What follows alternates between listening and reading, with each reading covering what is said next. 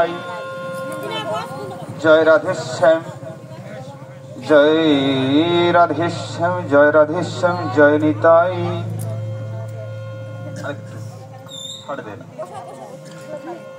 জয় রাধে জয় রাধেশ্যাম জয় রাধে। খুব কষ্ট হচ্ছে বাবু, একটু চাপা হয়ে গেছে, তো হালকা উড়ে দাও। জয় নিতাই জয় নিতাই।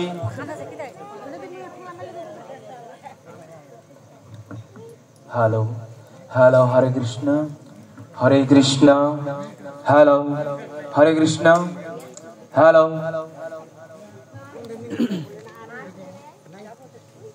হরি ওম তৎসৎ হরি ওম তৎসৎ হরি ওম তৎসৎ। জয় জয় রাধা কৃষ্ণ প্রেমানন্দে ভক্ত বৃন্দাবন হরি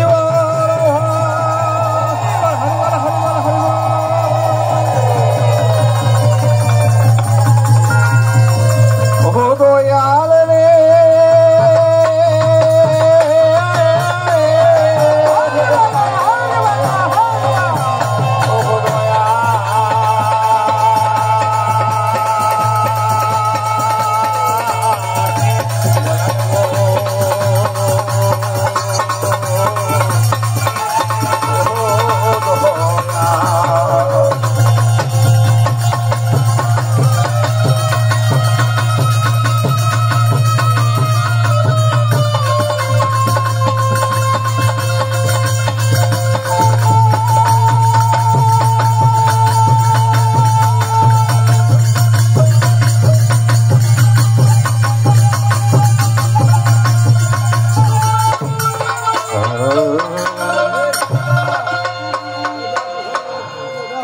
এবার দয়ে করে ওই সদয়া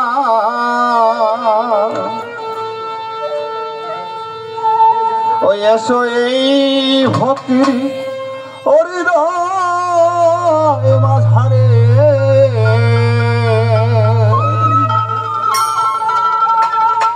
ওই একবার দয়ে করে ওই এসো দয়া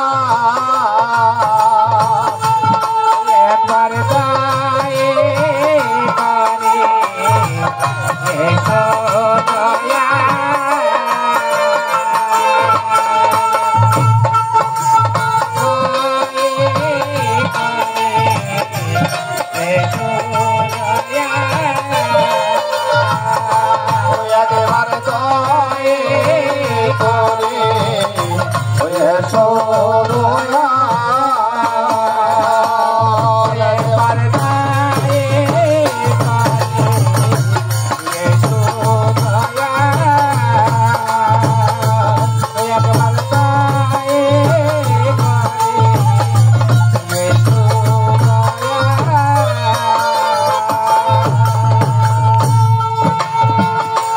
তুমি আসিয়া আনন্দ দাও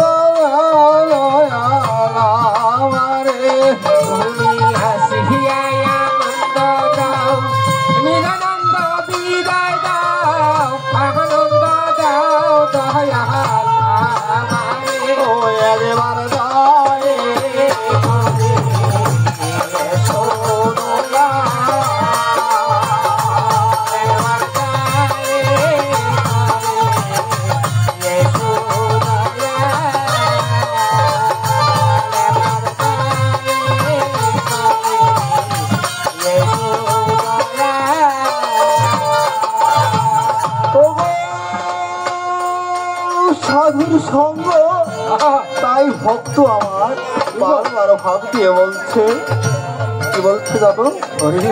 দয়াল একেবারে দই করি এসো দয়াল, এসো এই ভক্তের হৃদয়ে মাঝারি একেবারে দই করে।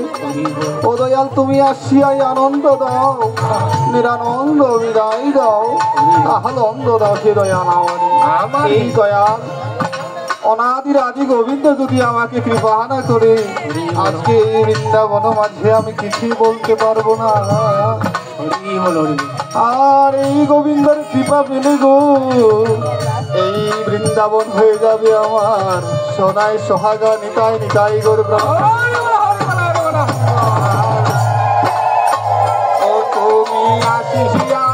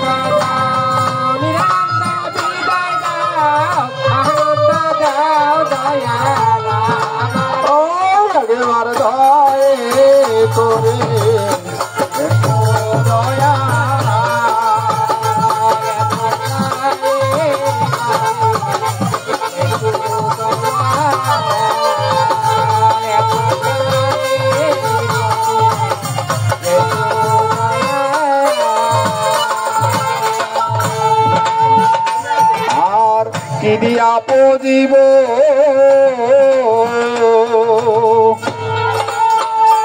দয়াল চরণ তোমার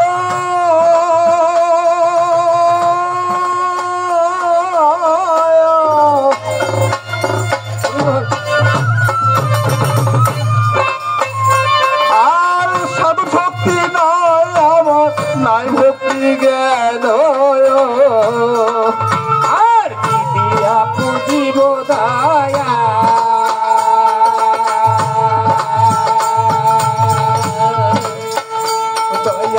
চরণ তোমার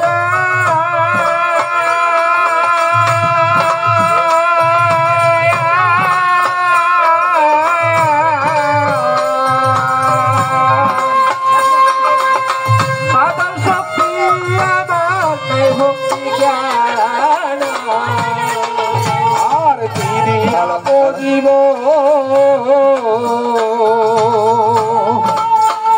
দয়াল চরণ তোমার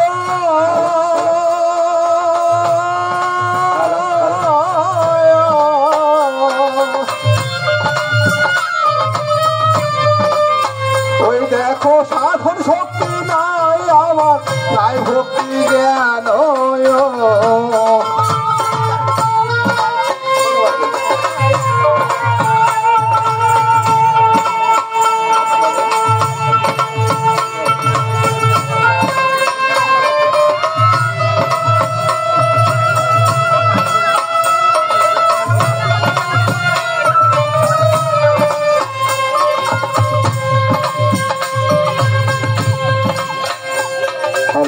সাধন শক্তি আমার নাই ভক্তি জ্ঞান এবার জ্ঞান দিতে ভুলো না পুরোনার বাসনা কৃপা করো দয়াল আমারে এবার জ্ঞান দিতে ভুলো না পুরোনার বাসনা কৃপা করো দয়াল আমারে এবার জ্ঞান দিতে ভুলো না পুরোনার বাসনা কৃপা করো দয়াল আমারে এবার জ্ঞান দিতে ভুলো না পুরোনার বাসনা কৃপা করো দয়াল ও একবার দয়ে করে এসো দয়াল একবার দয়ে করে এসো দয়াল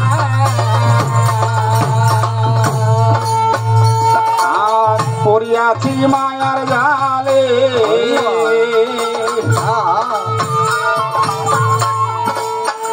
দয়াল ভুলাছি তোমার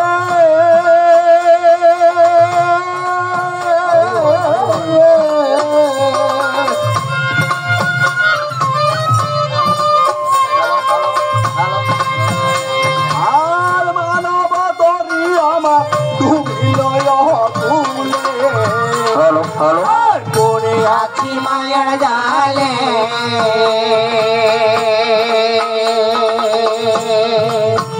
দয়াল ভুলাছি তোমারে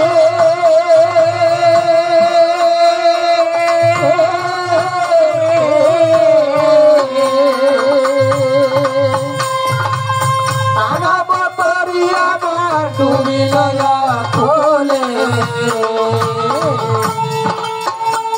আর পড়িয়াছি মায়ার জালে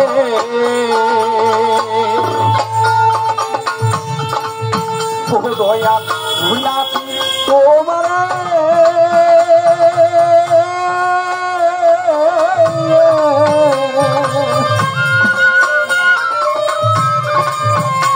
এই মানব তরি আমার ডুবিল কুলে পড়ে আছি মায়ার জালে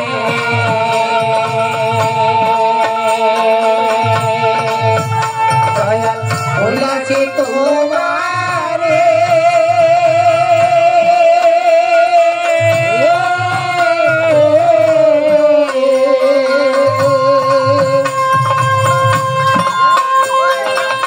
মানব তরি আমার ডুবিল কুলে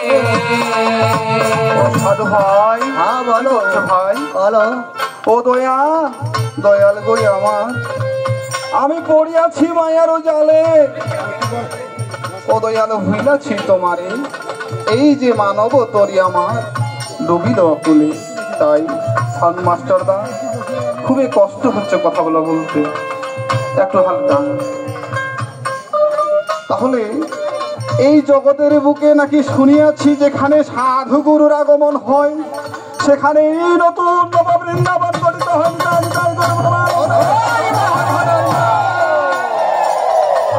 আর এই বৃন্দাবন মাঝে এসে তোমার প্রাণ প্রিয় ভক্তের আগমন ঘটে গো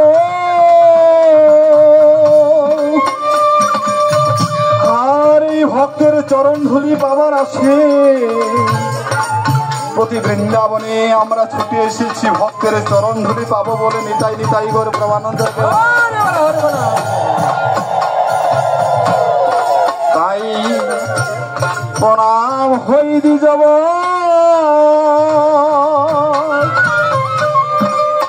ও দেখো দ্বিজ রূপে পিতম্ব এই অভে আত্মা বিরজ ভূতলে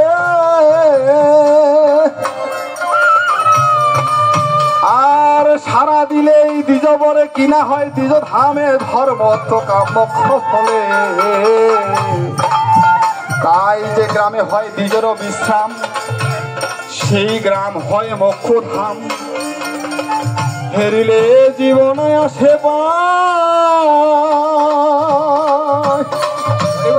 ও দেখো হেরিলে পরি হরি এই তো শ্রী হরি এই হরি দেখতে কতদিন বৃন্দাবনে যায়নি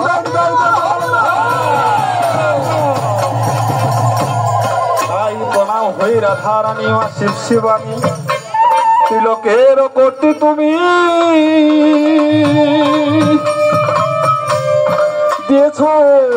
দিয়েছো মাই দেহ জমি চন্দ্র পুয়া বেশি কভু নই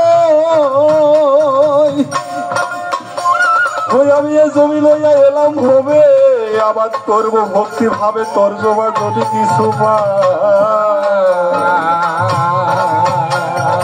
তাই আমার খেতে শস্য পূর্ণ হলো গো ও দেখো দেখে নয়ন মঞ্জুরালো মন্ত্রে বলি ভজন করব সুখী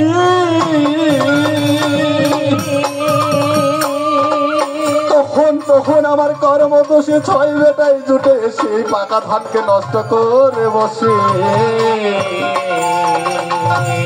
তাই গেল শস্য ভাঙলো হাল খেতে খেতে না যে হাল এ পেটে পেলাম না সবকিছু দই আর খেতে যাহা কর্ম করি সব কিছুই খেতে পারি না আমার ভাই বলছে খেতে খেতে না যে হাল এ পেলাম না আর গো খেতে যেই তারিখে হবে আমার সমান সন্ধি সেই তারিখে হবে নাটবন্দি চিত্রগুপ্ত আসবে খাজনা লইতে কলিতে হয় কৃষ্ণ নাম শ্রবণে হয় মোক্ষ ধাম ও দেখো শিবের বাক্যতন্ত্রতে লেখো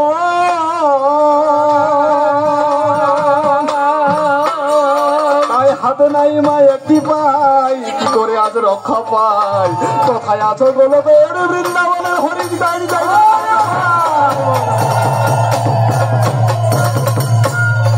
তাই না এ জগৎ সৃষ্টি সিজিয়াছ মানব জাতি ও দেখো নানায় অন্য করিছে বলো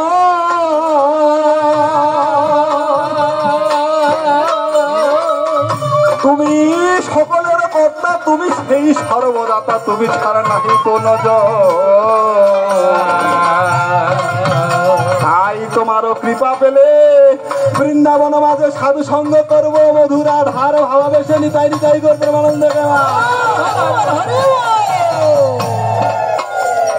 আর এই জম্মু দেশের মায়ায় যে মোহিত হয়ে আছি এই মায়ার ঘর কাটতে পারবো হে গোবিন্দ অনাদি আদি হরি তাই আমার ভক্ত ভাবতে কি বলছে জানো আহা বলো বলো আর পড়িয়াছি মায়ার জালে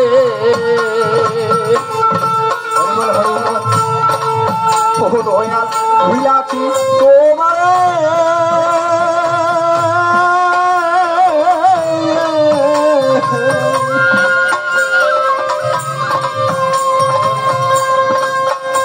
আর মানব তরি আমার ডুবিল কুলে আর পড়িয়াছি মায়ের গায়ে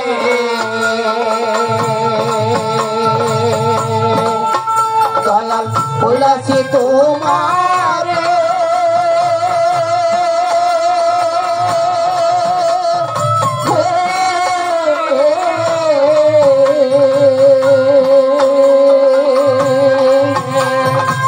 মানব তরি আমার ডুবিল কুলে এবার ভেবে দেখিনি রূপায় আর তরি ডুবে যায় হরিয়াল দয়াল আমারে এবার ভেবে দেখি নইরো পাই আর তরি ডুবে যায় তুলিয়া নও দয়া আমারে এবার ভেবে দেখিনি রূপায় আর তরি ডুবে যায় হরিয়াল দয়াল আমারে এবার ভেবে দেখি নইরো পাই আর তরি ডুবে যায় তুলিয়া নও দয়া আমারে একবার ধরে করে হরি হরি হরি একবার ধরে করে দয়া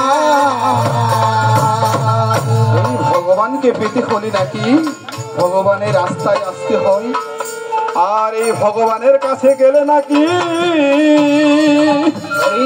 ভগবানের পথে চলিতে হয় তাই ভগবানকে পাওয়ার রাস্তা কয়টি মা ভগবানকে পাওয়ার জন্য হরে কৃষ্ণ ভগবান নিজেই লীলা করে তার ভক্তবৃন্দের দর্শন দেখিয়ে দিলেন হরে ভক্ত তোমরা যদি আমাকে পেতে চাও ও তোমরা আমার চরণে যদি শরণ নাও আমার পথে যদি আসতে চাও তাহলে এই জগতের বুকে আমি পাঁচটি ভাবে রাস্তা নির্মাণ করে দিলাম আর এই 5 ভাবে রাস্তার মাঝে যে কোনো একটা রাস্তায় আমাকে ডাকলে তুমি অবশ্যই আমাকে পাবে এই ভগবানের রাস্তাগুলো কেমন যেমন ভক্ত প্রহ্লাদ সেই ভগবানকে ডেকেছিল আরো এক ভক্ত হনুমান ভগবানকে ডেকেছিল আবার মা যশোমতী সেই ভগবানকে বাৎসল্য ভাবের প্রেমে বেঁধেছিল আবার অর্জুন সখারূপে সেই ভগবানকে তার কাছে এনেছিল আর শ্রীমতী রাধিকা মধুর ভাবে শ্রেষ্ঠ প্রেমে অহৈতুকী প্রেমের গুণে সেই ভগবানকে প্রেমের ডোরে বেঁধেছে তাই আজকে সকলে আমরা বৃন্দাবনবাসী সেই ভগবানকে কোন প্রেমে আমরা জড়িয়ে রাখবো সেই প্রেমের কাহিনীটা একটু শ্রবণ করে আসি সবার এই 5 ভাবের মধ্যে শ্রেষ্ঠ ভাব শ্রীমতী রাধারানীর ভাব তাই ভক্ত আমার এবার রাধার ভাব ধরে এই বন্দনার ইতিতে নিয়ে এখান থেকে আমরা পরের পদবীতে যাব। রাত্র অনেক হয়ে গেছে, তাই না বাবা? বন্দনাকে ধীরে ধীরে কমিয়ে নিয়ে আসি। বন্দনা করলে গোবিন্দের কোনো গান 7 রাত্রি 7 দিন কেন গো? আমার মতো কীর্তনিয়া জীবনে ভর কীর্তন করলে গোবিন্দের কোনো গান শেষ হবে না।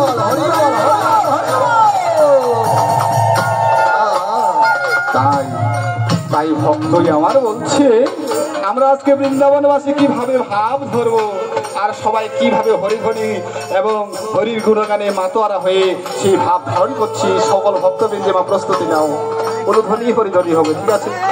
ওই এবার শ্রীরাধিকার ভাব ধরো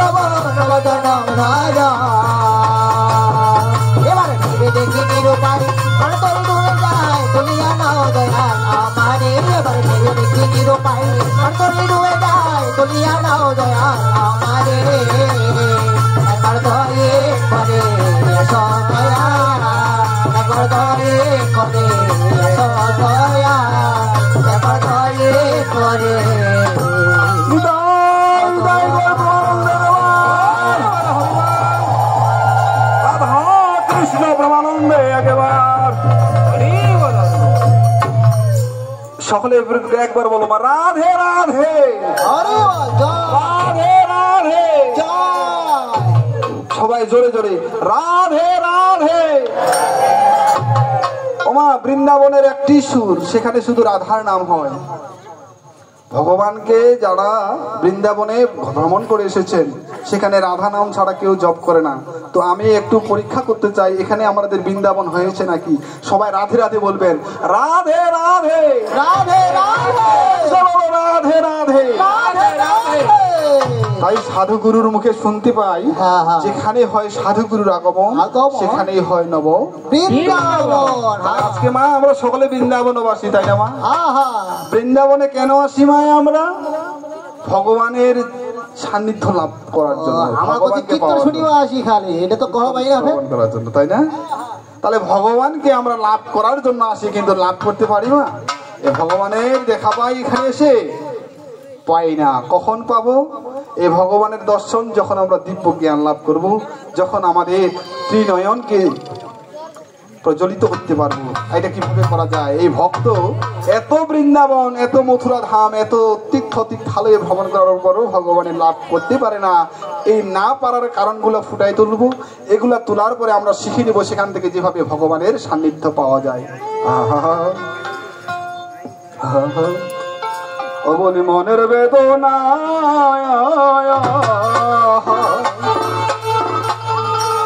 ওরে যারে কত বাসলাম ভালো বিধি, ওই আমি তারে পাইলাম না।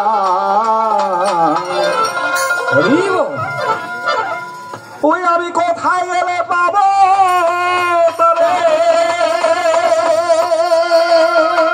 ওই আমি কোথায় গেলে তারে এই মনের আগুন নিভে না,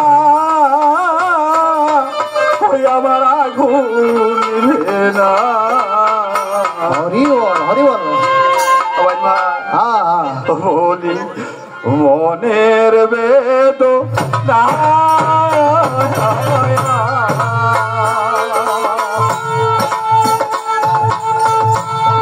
যারে কত বাসলাম ভালো বিধি তারে পাইলাম না। মনের বেদনা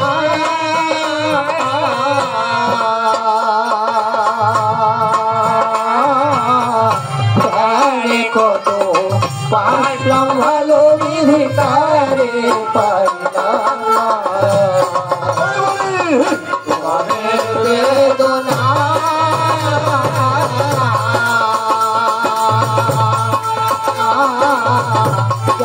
যারে কত আসলাম ভালো রে তারে পাইলাম না ওই আমি কোথায় গেলে পাবো তোরে কোথায় গেলে পাবো তারে কোথায় গেলে পাবো তোরে কোথায় গেলে পাবো তারে মেরা ধুন আমার নিভে না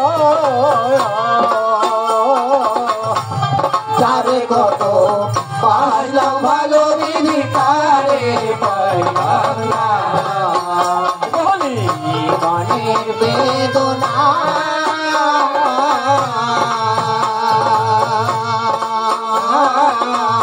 যারে কত পাইলাম ভালো বিধি তারে পাইলাম না মনের বেদনা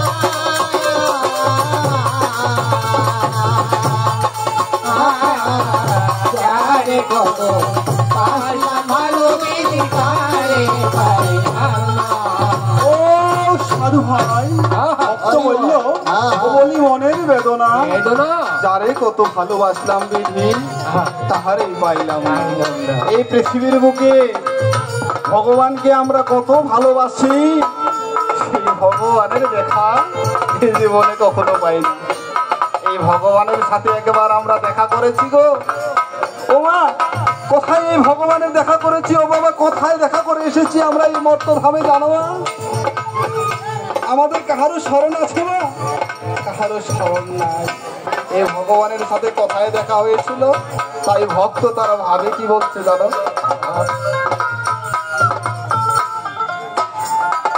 আর সপ্ত মাসে পায়ের গর্ভ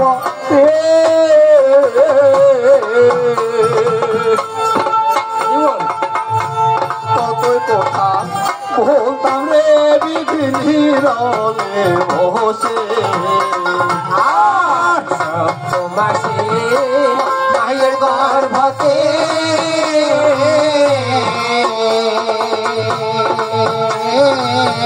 কত কথা কইতাম রে নিরালে বসে আর সপ্ত মাসে মায়ের গর্ভ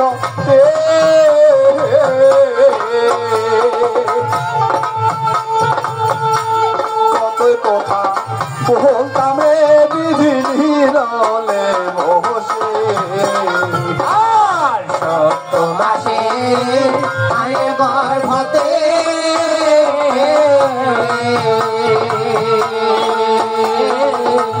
কত কথা কইতাম রে বিধি নিরলে বসে কিনা হতে কিনা করি কিনা হতে কিনা করে কিনা হতে কিনা করি কিনা হতে কিনা করে রাধুন আমার নিভে না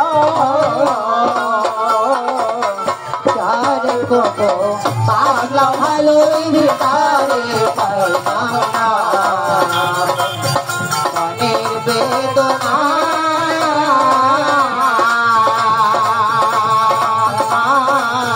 যারে কত পাগলা ভালো তারে পাইলাম না ও সাধু ভাই যখন যখন এই মাতৃগর্ভে আমি 7 মাসে চৈতন্য প্রাপ্ত হইলাম তখন ওমা আমার দিকে একটু দেখবেন হামা আমি এই মাতৃগর্ভের অভিনয়টা আপনাদেরকে একটু দেখাবো আর আপনারা আমার দিকে একটু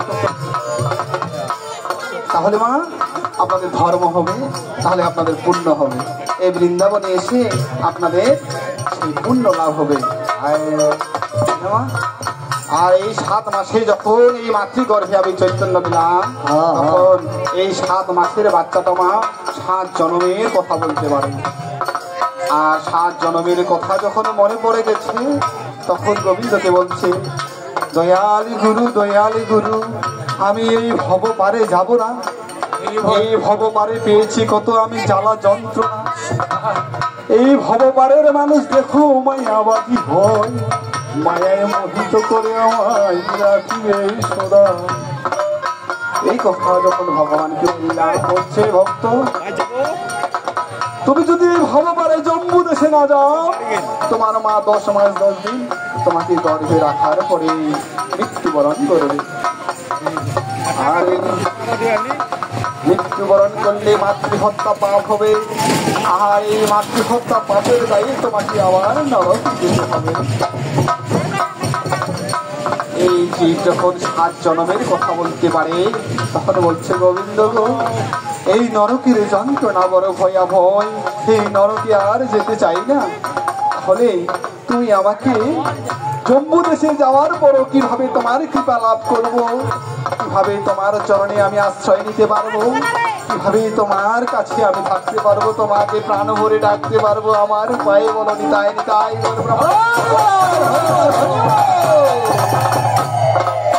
সেদিন আমার গোবিন্দ বলেছে, সেদিন গোবিন্দ কি বলছে জানো মা? ও মা মাস্টার একটু ব্রেক। ও মা শুনবেন মা? শুনি মা। ওদিন গোবিন্দ কি বলছিল আমাদের? কি বলেছিল? শুনবেন? হ্যাঁ বলো। হ্যাঁ শুনিবে চাইছে, শুনেন। ও মা, যতক্ষণ আমি কীর্তন করব তোমরা আমার দিবা টুক টুক করে দেখে দেন, হবে? তাহলে তোমার ধর্ম হবে। তাহলে শুনেন মা, এই গোবিন্দ যখন মাস্টার ভাই এটা আমার দিক দেখবেন, হ্যাঁ, এই যখন ভগবান এই জীবাত্মা পরমাত্মার যে আলোচনাটা হচ্ছে এখানে, সেই পরমাত্মা রূপী গোবিন্দ আমার এই জীবকে বলছেন, কি বলছে জানো? যে আমার আত্মতত্ত্ব কথা তোমায় খুলিয়া বলিতে পারিবে, যাকে দেখিয়া তোমার ভাবের উদয় হবে, যাকে দেখিয়া তোমার সকল দুঃখ দূরে যাবে, যাকে দেখিয়া সদা সর্বদা আনন্দে থাকিতে পারিবে, যাকে দেখিয়া তুমি সদা সর্বদা সুখী মনে করিবে, তাহাকে তুমি গুরু বলে সমাধান করিবে।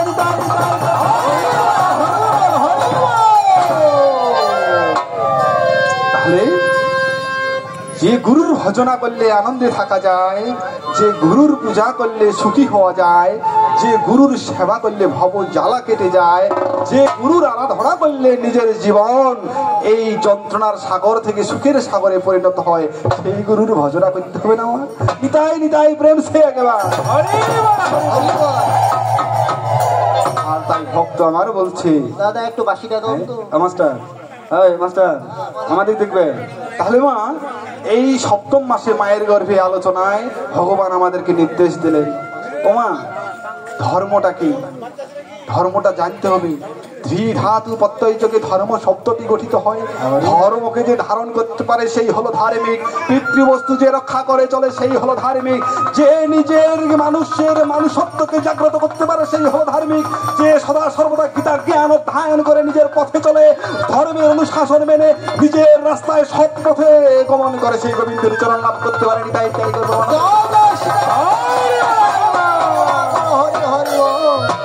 আর সেদিন সেই মাতৃগর্ভে আমার, সেই মাতৃগর্ভের মাঝে যখন 7 মাসে সেই গুরুরা আদেশ পেলাম, গোবিন্দকে চিনতে পারলাম, তখন আমার মনের মধ্যে ভাবোদয় হলো। সেদিন মনে মনে আশা করলাম। আশা কি করলাম? ভক্ত কি বলছে? হ্যাঁ মাস্টার ভাই, আর আশা ছিল মনের বনে,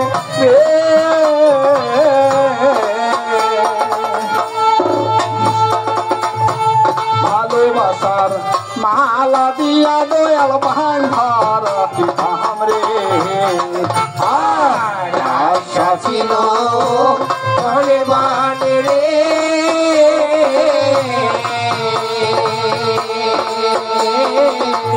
ভালোবাসার মালা দিয়া দয়াল ভান্ডার। আশা ছিল মনের বনে,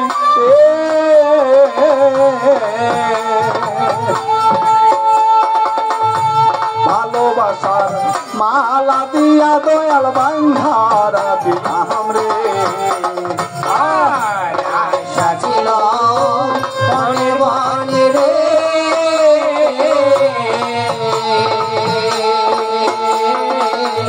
ভালোবাসার মালা দিয়া দয়াল ভান্ডার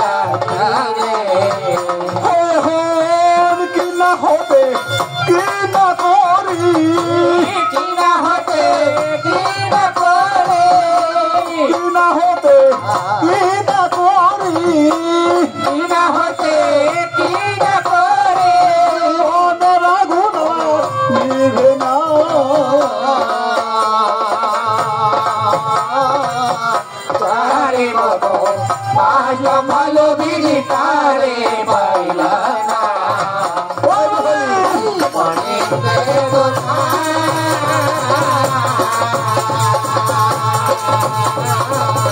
চারে কত পাঁচটা ভালো দিদি পারে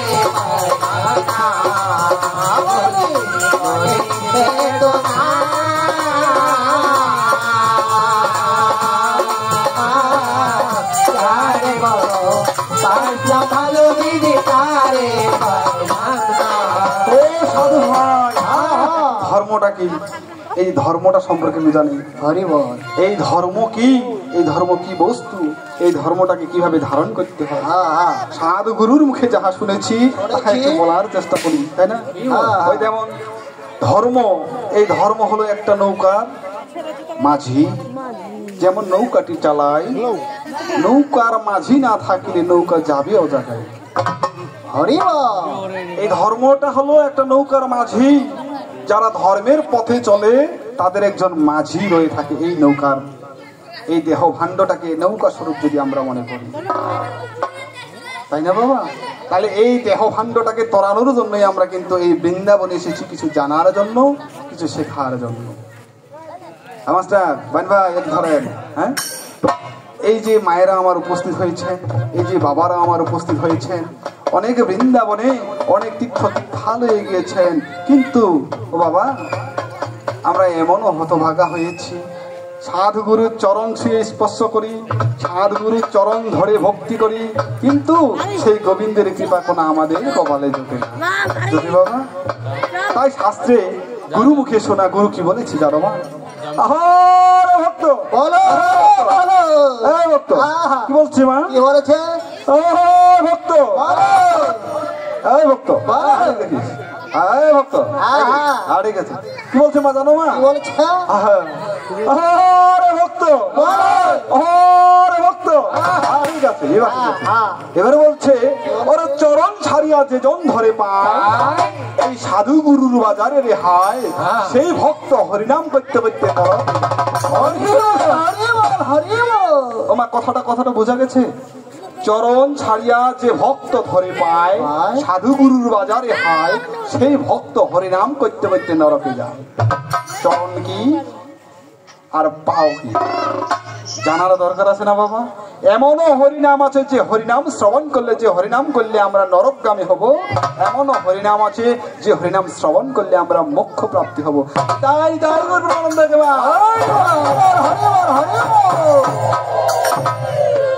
ওমা আমাদের জানা আছে মা চরণ ছুঁয়ে কিভাবে ভক্তি করতে হয়? চরণ কাহাকে বলে? একটি উদাহরণ দিয়ে বোঝাই। এই জগৎ মাঝারি মা আমরা অনেকে অনেক প্রকার, অনেক ধরনের, কেউ কালো, কেউ ফর্সা, কেউ শ্যামলা, কেউ শ্যামবর্ণ, তাই না? বিভিন্ন বিচিত্র প্রকার এই মানুষের মাঝে একটি জিনিস লক্ষ্য করে দেখবেন, এই যে সপ্তম মাসের কাহিনীটা বললাম মা, এই 7 মাসে মাতৃগর্ভে যখন ছিলাম আমার হেড মন্ডল ছিল নিম্ন দেশে, আর পা চরণ, এই আমার যে পা গুলা ছিল ঊর্ধ্ব দেশে।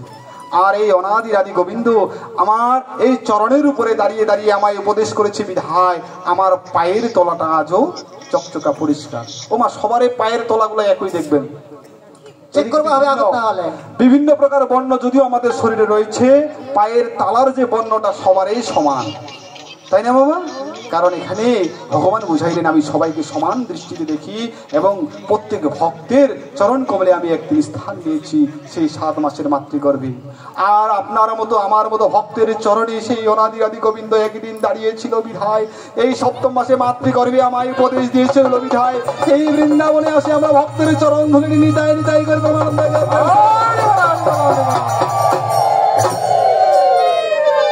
তাহলে মা চরণ হলো অহংকার শূন্য যে ভক্তি, যে ভক্তি ভক্তের চরণধুলি মস্তকে যে ভক্ত ধারণ করে সেই প্রকৃত ভক্ত। আর যদি একেবারে মা হাঁটু উপরে টাচ করিয়া ভক্তি করিয়া চলিয়া যায়, সে হলো ভক্ত নয়, সে হলো সত্য। যারা বৈষ্ণব তারা কোনো মত পথে নয়, তারা সদা সর্বদা গোবিন্দের ভক্ত হয়, গোবিন্দের ভক্ত হয়ে সকল প্রকার ভগবানের সৃষ্টিকে ভালোবেসে যায়। নিতাই নিতাই তাহলে মাস্টার আমরা যেহেতু বৃন্দাবনে এসেছি, এভাবে তত্ত্ব কথা জানবো, তৎসঙ্গে আমরা মায়েদেরকে কিছু কিছু আমাদের জীবনের যে সংশোধনী তাহা জানাবো। তাহলে মা এই কীর্তনটা আমি নৃত্য দিয়ে যাই, নৃত্য দেওয়ার পরে আবার আসবো আপনাদের মাঝে সুন্দর সুন্দর কিছু তত্ত্ব কথা নিয়ে, ঠিক আছে? মাস্টার ভাই এর মধ্যে দেশ ভাই, হ্যাঁ ওই এবার এই গানটা নৃত্য দিয়ে দিই, নৃত্য দিয়ে মায়েরা উলুধ্বনি করবেন, বাবারা হরিধ্বনি করবেন, ঠিক আছে? কি মাস্টার ধরেন? এখন কি না হতে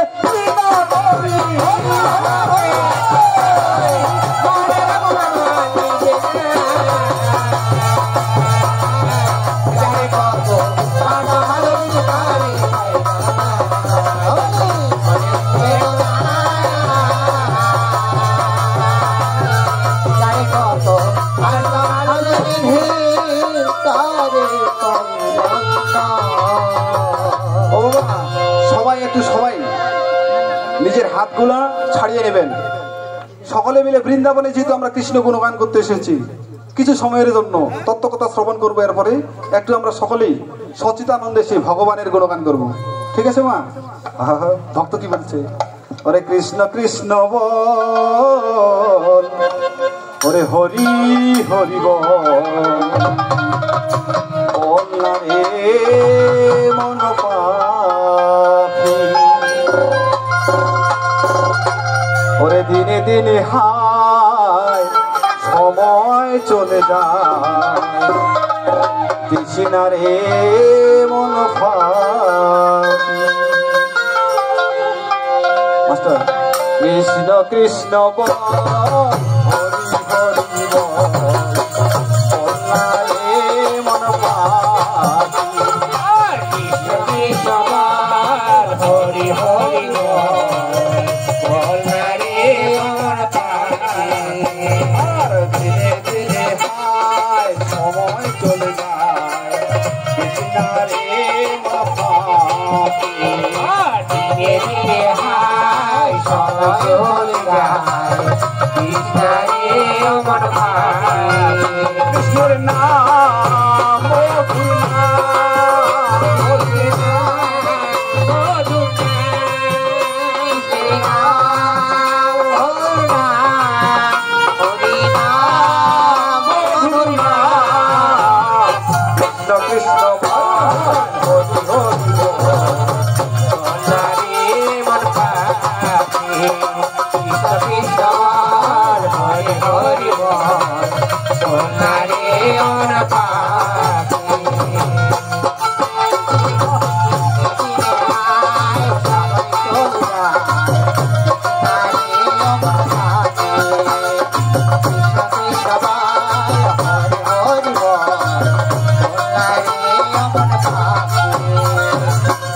আধা থেকে আলো এলি, মায়ার বাঁধনে সব ভুলে গেলি, আধা থেকে আলো এলি, মায়ার বাঁধন ভুলে গেলি, আধা থেকে আলো এলি, মায়ার বাঁধনে সব ভুলে গেলি, আধা থেকে আলো এলি, মায়ের বাঁধনে সব ভুলে গেলি, শেষের দিনে হরি নাম দিলে, শেষের দিনে হরি নাম দিলে, শেষের দিনে হরি নাম দিলে, কেউ হবে না সাথী, কৃষ্ণের নাম বলো না, বলো না, কৃষ্ণের নাম বলো না, বলো না।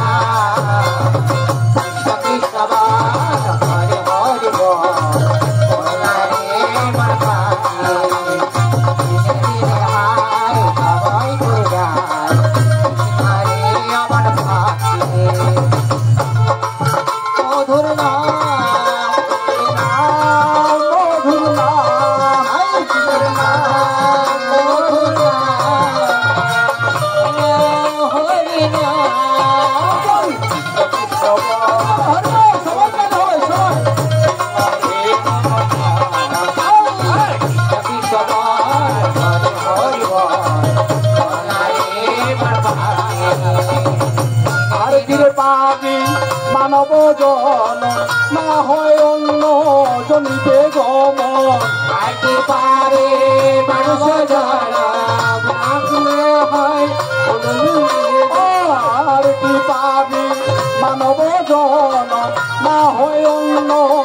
নিতে গব আছি পারে মানব জন না হয় অন্য জগত দৈব কর্মেরই ফল কর্মের ফল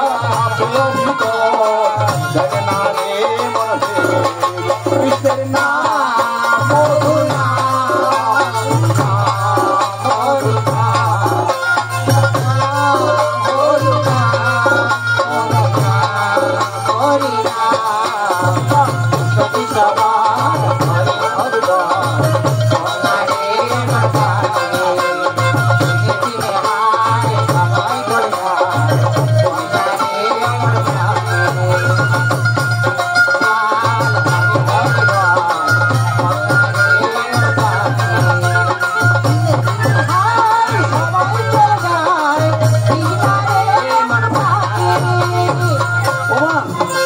কি বলছে এই যে মা 84 লক্ষ যদি ভ্রমণ করি আমরা মাস্টার একই থাকবে মাঝে মাঝে কমে যাচ্ছে তালটা পাকিয়ে দিবেন মাঝে মাঝে ভয়েসটা কমে যাচ্ছে আমাদের সুর সঙ্গীতে ব্যাঘাত করবেন না খুব সুন্দর সাউন্ড সিস্টেম আপনার ও মা কোথায় শ্রবণ করেছি 84 লক্ষ যদি ভ্রমণ করে আমরা এই মানব দেহ পেয়েছি হ্যাঁ ভাই ধরেন এই 84 লক্ষ জনই আমরা কিভাবে ভ্রমণ করে আসলাম মা কেহ জানে তাই শাস্ত্রে বলেছে স্থাবরং লক্ষ বিংশতি নবলক্ষস্য জলজা কৃমিণাং রুদ্র লক্ষস্য 10 লক্ষস্য অন্নজা হরি বল 30 লক্ষস্য পশু মাংস 4 লক্ষস্য মানব এই মানুষ দেহ পাওয়ার আগে আমরা 20 লক্ষবার গাছপালা রূপে জন্মগ্রহণ করেছি যখন আমরা তুলসী পাতা রূপে জন্মগ্রহণ করলাম তখন আমাদের সেই জন্ম থেকে মুক্ত হয়ে গেলাম আবার 9 লক্ষবার আমরা জলের মধ্যে জন্মগ্রহণ করেছি যখন আমরা শঙ্খরূপে জন্মগ্রহণ করলাম এই শঙ্খরূপ পাওয়ার পরে যে শঙ্খ যখন গোবিন্দের সেবায় লাগলো শঙ্খধ্বনি যখন মঙ্গলময় ধ্বনি হলো সেই শঙ্খরূপ থেকে আমার মুক্ত লাভ হয়ে গেল কীট রূপে জন্মগ্রহণ করেছি মাগো আমি 11 লক্ষবার সেখান থেকে যখন আমি মৌমাছি মধুকর হয়ে জন্মগ্রহণ করলাম সেই মধু ফুলে ফুলে সংগ্রহ করে আমরা মৌচাকে ভরিয়ে দিলাম এই মৌচাকের মধু সংগ্রহ করিয়া ভক্ত বৃন্দ গোবিন্দের সেবায় দিতে লাগলো সেই কীট জন্ম থেকে আমি মুক্ত পেয়ে গেলাম এত সহজ নয় মা তারপর আমি মা দেখে স্থাবর লক্ষ বিংশতি নবলক্ষস্য জলজা কৃমিণাং রুদ্র লক্ষস্য ওমা 11 লক্ষবার আমি কীট রূপে জন্মগ্রহণ করেছি 10 লক্ষস্য অন্নজা আমি ডিমের মধ্যে জন্মগ্রহণ করেছি 10 লক্ষবার কতবার মাস্টার এই ভোকালটা মাস্টার ভাই আমার দিক ফলো রাখবেন তাহলে মা শুনে কত লক্ষ জনে ভ্রমণ করলাম একটু শ্রবণ করবেন আমার দিকে মনে দিবেন কথাগুলো গুরুত্বপূর্ণ এই মানুষ্য জন্ম খুবই সহজ এবং সুলভ নয় তাই বলছিলাম এই মানুষ জন্ম পেয়েছি তাহলে স্থাবরং লক্ষ বিংশতি নবলক্ষস্য জলজা কৃমিণাং রুদ্র লক্ষস্য 10 লক্ষস্য অন্নজা ডিমের মধ্যে জন্মগ্রহণ করলাম 10 লক্ষবার আবার 30 লক্ষবার আমি পশুকুলে জন্মগ্রহণ করলাম যখন আমি ধেনু রূপে জন্মগ্রহণ করলাম এই ধেনুকুল সর্বশেষ গরু গাভী তারপরে 4 লক্ষ মানে 4 লক্ষবার 80 লক্ষ জনে ভ্রমণ করে এই মানুষ জন্ম পেয়েছি এই মানুষ জন্ম পেয়ে এই হেলায় এই দুর্লভ জন্ম যদি আমরা হারিয়ে ফেলি গোবিন্দের নাম নেওয়া হবে না হবে না তাহলে কি শাস্ত্রে কি বলেছে মাদিয়াম সুলভং সুদুর্লভ প্লবং সুকল্পং গুরু করেন ধার মায়ান কুলে নলাভা স্বতেরিতম কুমান ভবতি না তরে তো এই দেহম সুলভম সুদুর্লভম এই মানব দেহর এই নৌকাখানি খুব সহজেই পার করে নেওয়া যায় আবার খুবই দুর্লভ হয়ে যায় কিভাবে হয়ে যায় যদি একেবারে সাধুগুরুর চরণের ধরি এই দেহভাণ্ডে নিয়ে গোবিন্দের আরাধনায় নিজেকে মাতিয়ে নেওয়া যায় তবে গোবিন্দের ভাবে যখন সেই গোবিন্দের ভাবে যেমন শিবের শিবময়ী হয়েছিলেন তদ্রূপ আমরা সেই গোবিন্দের প্রেমে যখন নিজেকে সেই ভক্তির জোরে বেঁধে রাখতে পারবো তখনই গোবিন্দের চরণ লাভ করতে পারবো তাই এই বৃন্দাবনে আসে অমনোযোগী হওয়া যাবে না অনেক তত্ত্ব কথা আছে আপনাদের মাঝে তাহলে এই কীর্তনটা যেটা ধরলাম আমরা যে কীর্তনটা আমরা নিত্য দিই আবার তত্ত্ব কোথায় আসতেছি কি বলছি হরে কৃষ্ণ কৃষ্ণ বল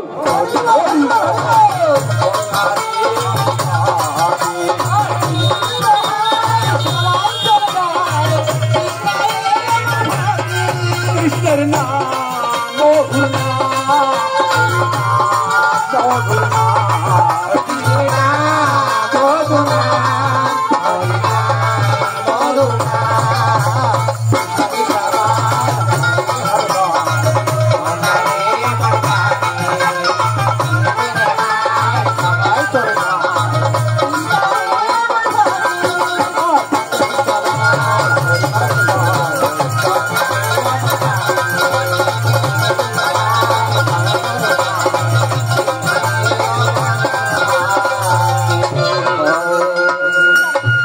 গোবিন্দ গৌর কেন হলো গো মা জানো মা ও বাবা জানো এই গোবিন্দ গৌর কেন হলো এই গোবিন্দের রূপটা একটু দর্শন করে আসি তারপরে কর্মে চলে যাবো আমাদের কর্মগুলা কি কি ঠিক আছে না এই গোবিন্দ যে গৌর হয়ে এলো কেন হলো তাই ভক্ত ভাব দিয়ে বলছে ও যে তুই কেন হে গৌর হলি রে কানা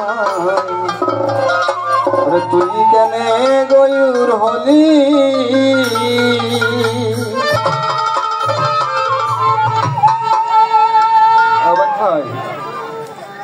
ও তোর কালো অঙ্গ বাঁকা মাথায় ময়ূর পাখা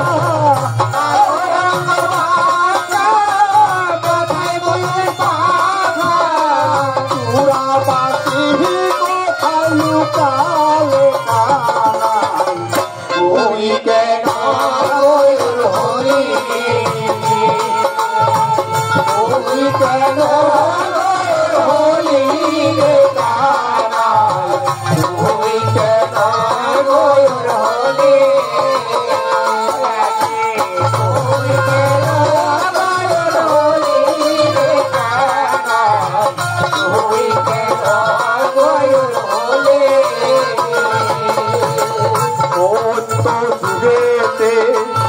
নারায়ণ রূপেতে কত লীলা প্রকাশিলে কাহানাই রে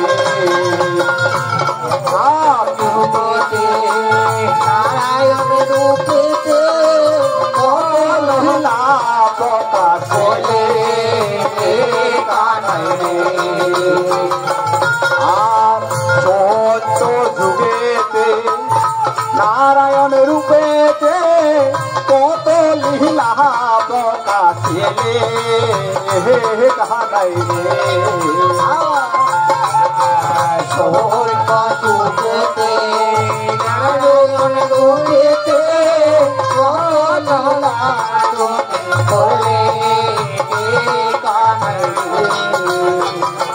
কত তুই নরসিংহ রূপ ধরে ভক্ত প্রহ্লাদের তরে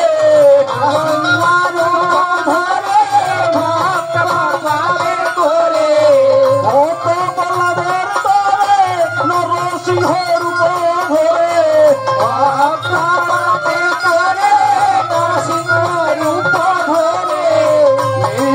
তাহারে বতরি তুই কেন গৌর হলি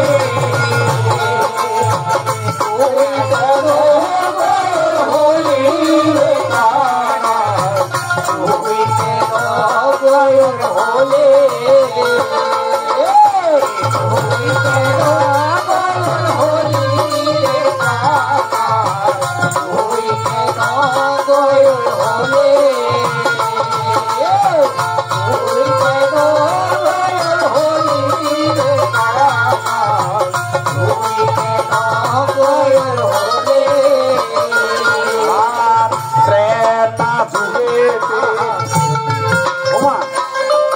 যুগের পর যুগ এই বর্ণনাগুলো একটু শ্রবণ করেন হ্যাঁ হ্যাঁ এই বর্ণনাগুলো কি বলছে আর ত্রেতা যুগেতে শ্রীরাম রূপেতে রাবণ রে সহারিলে কাহানাই রে আর ত্রেতা যুগেতে শ্রীরাম রূপেতে রাবণ রে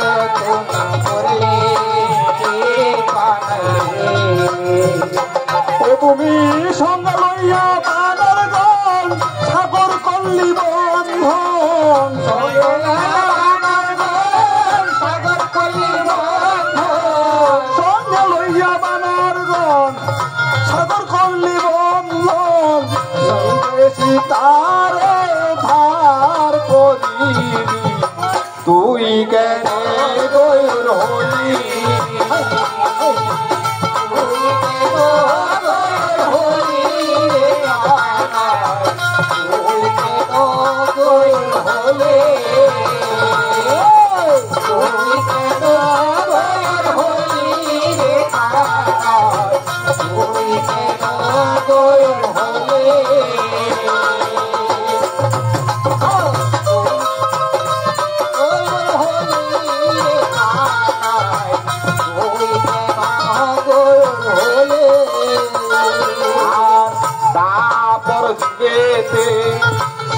শিবজপুরেতে নন্দ ঘোষের ঘরে ছেলে কাহানাই রে আর দার যুগেতে শিবজপুরেতে নন্দ ঘোষের ঘরে ছেলে কাহানাই রে ও তুই জন্মলি দৈব কি ঘরে মাতা গেলি যশোদরে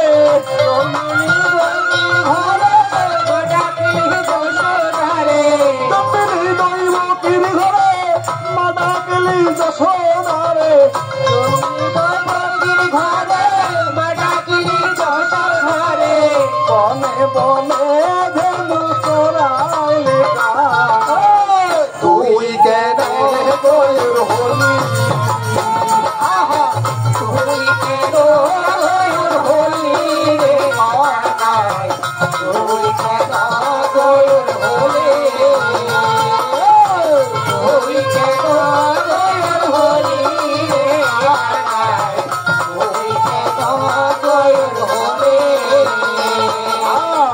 এই কলি যুগতে গৌরাঙ্গ রূপেতে যোগাই মাথায় উদ্ধারেলে কানাই রে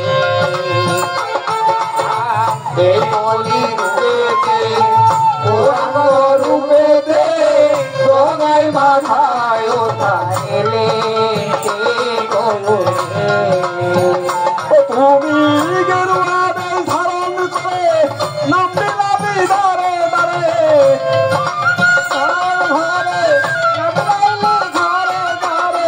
হরিনামের নাম সার করিলি ও কানাই রে তুই কেনে গৌর হলি তুই কেন গৌর হলি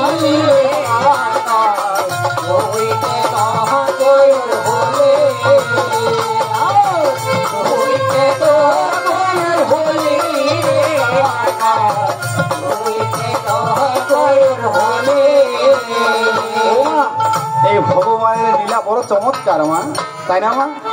এই বৃন্দাবন সত্য যুগে ছিল না মা। এই বৃন্দাবন সত্য যুগে কি ছিল জানো মা? এক সময় কেদার রাজা ছিল।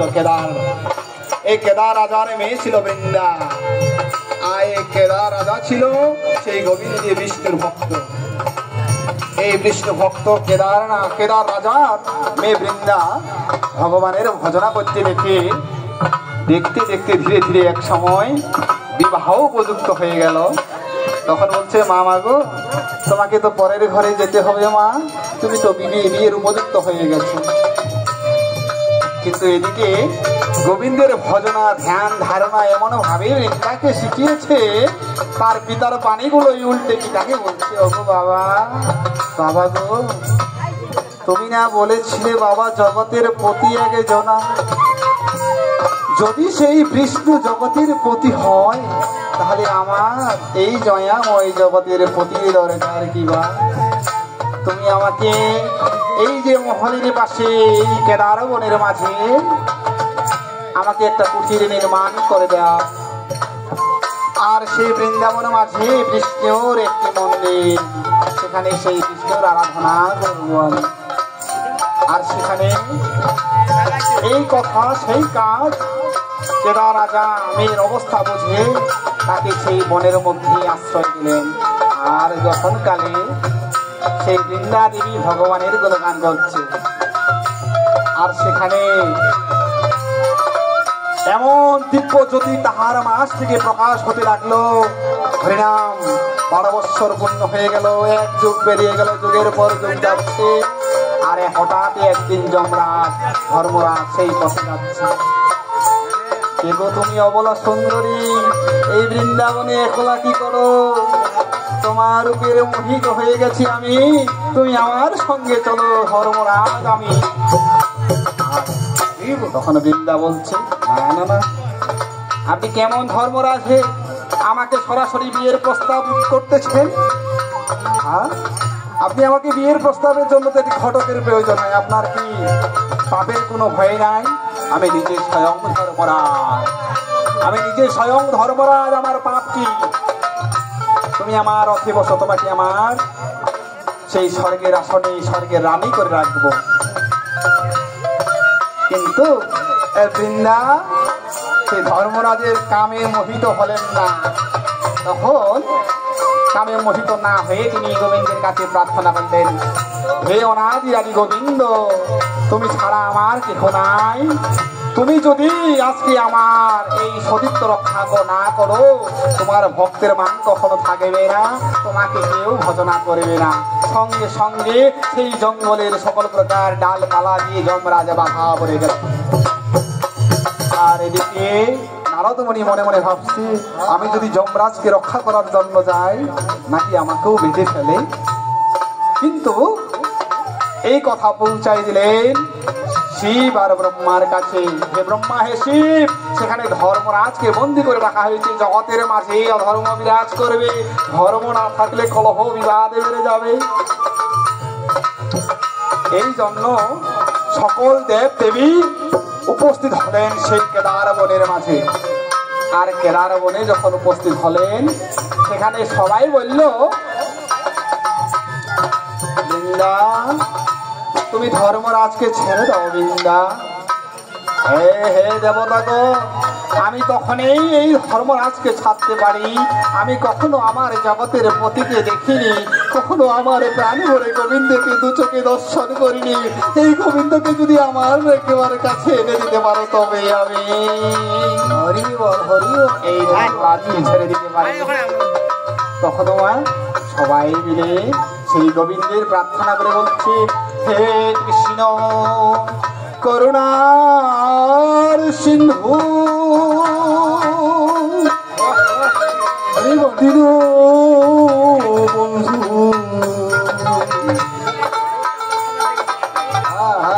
জগত পথে গোপীশ গোপিকা কান্তরা হাকান্তে নমস্তে নম নম। হে অনাদি আদি গোবিন্দ, তুমি একেবারে দর্শন দাও। জগতের মঙ্গলের জন্য তুমি একেবারে বনে আসছিল। সেদিন গোবিন্দ কি বেশি এসেছিল জানো? কাঁধে একটা ভিক্ষার ঝোলা নিয়েছে। আর গোবিন্দ সেদিন সেই কেদার বনে এসে বলছে, ও মা বৃন্দা, বৃন্দা, তুমি আমাকে ধর্ম ভিক্ষান দেখিবা, তুমি আমাকে ধর্ম ভিক্ষান দেখিবা। আর সেদিন প্রথম ভগবান ভিক্ষা করেছিলেন ধর্মরাজকে তার ভক্তের কাছে। বলছে, ও প্রভু, তুমি আজকে আমার ভক্তের মান রাখার জন্য আমার কাছে ভিক্ষা করতে এসেছি। এই তবেই আমি ধর্মরাজকে মুক্ত করতে পারবো। তবে তুমি আমাকে কথা দাও প্রভু। কি কথা? এই বৃন্দাবনে এসে তুমি একদিন সকল দেব দেবী মিলে এসে খেলা করবে নবরূপে। কথাস্তু। আর এই বৃন্দাবন হবে শ্রেষ্ঠ ধাম। তোমার হরিনাম শ্রবণ কীর্তন যাহা এই বৃন্দাবনে যদি করে থাকে, সেখানে সেই ভক্ত তোমার চরণ নির্বচন লাভ করতে পারবে। কথাস্তু। বৃন্দা, তুমি তোমার নিজের জন্য কিছু চাবে না? সব সময় তো জগতের মঙ্গলের জন্য চাইবে। তুমি নিজের জন্য কিছু চাও, কিন্তু বৃন্দা দেবী সেদিন কিছুই চাইল। তাই বৃন্দাকে আশীর্বাদ দিয়েছিলেন, এই যে কেদার বন, এই বন তোমার নাম হলো বৃন্দা, আর এটা হলো কেদা রাজার মন। আর তোমাকে আমি আশীর্বাদ করলাম, আমি যখন নবরূপে সকল দেব দেবীর সহিত এখানে এসে লীলা করব, তখন এটার নাম হবে শ্রী মধুরী বৃন্দাবন। জয় জয় রাধাকৃষ্ণ।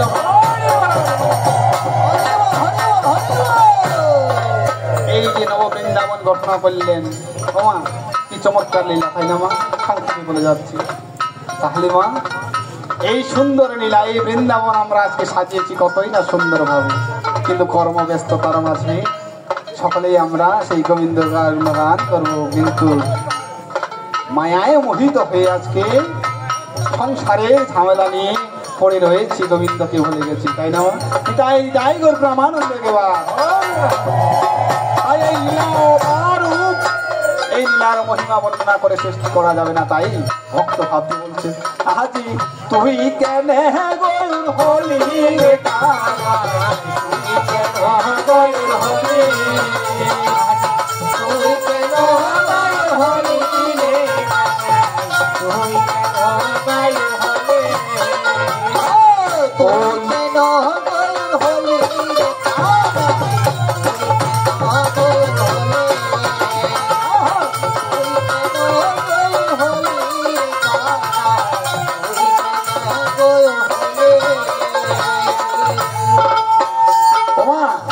বৃন্দাবনের সবাই হরিধুনি দিবেন, ঠিক আছে মা?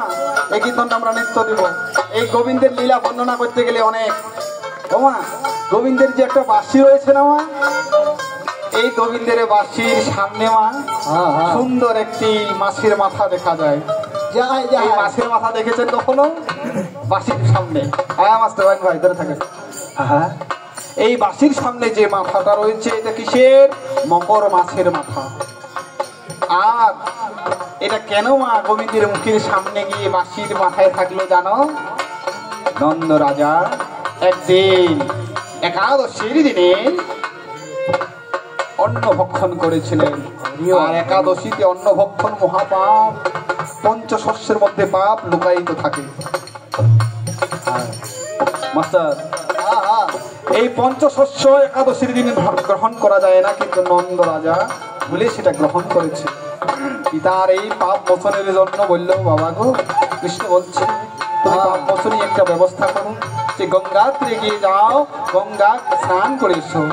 গঙ্গার ধীরে ধীরে যখন গঙ্গার ধারে গেছে, সেই চতুর্ভুজ ধারে গঙ্গা মা আমার দাঁড়িয়ে দাঁড়িয়ে বলছে, নন্দ রাজা তুমি আমার গঙ্গার জলে নেব না, তোমার সেই পাপের ভাগ আমি দিতে পারবো না।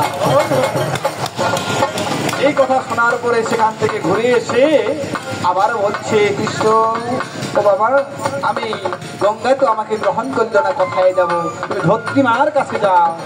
ধত্রীমার কাছে বলছে আমি মৃত্তিকা স্নান করবো, কিন্তু ধত্রীমা বলছে, নন্দ রাজা আমি তো পারবো না তোমার পাপের ভার ভাগিদার হতে, তুমি অন্য কিছু চেষ্টা করো, আমাকে সেই পাপের ভার দিও না।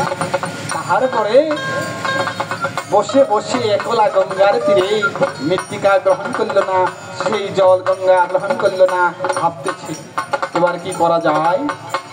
তখন মকর মাছ সেখানে আসলো, আর কৃষ্ণ নন্দ রাজা তিনজনায় একত্রিত হয়ে এই মকর মাছ সাহস করে বলছে, গোবিন্দ তোমার পিতার আমি এই পাপের অন্ন ভক্ষণ করব, তবে আমাকে কথা দাও। কি কথা? যে আমাকে একটা দাবি এটা পূর্ণ করতে হবে, আমার সাথে ত্রিসত্য অঙ্গীকার করো। এই মকর মাছ বলছে, তোমার পিতা যে একাদশী দিনে যে পাবন্য ভক্ষণ করেছে তাহা আমি দায়ভার হব, তবে তোমাকে একটা কথা দিতে হবে, আমাকে 31 অঙ্গীকারে বদ্ধ হতে হবে, যে আমি একটা চাইবো সেটা আমাকে দিতে হবে। পিতার সেই পাপ থেকে মুক্ত করার জন্য কৃষ্ণ বলল তথা আসতো।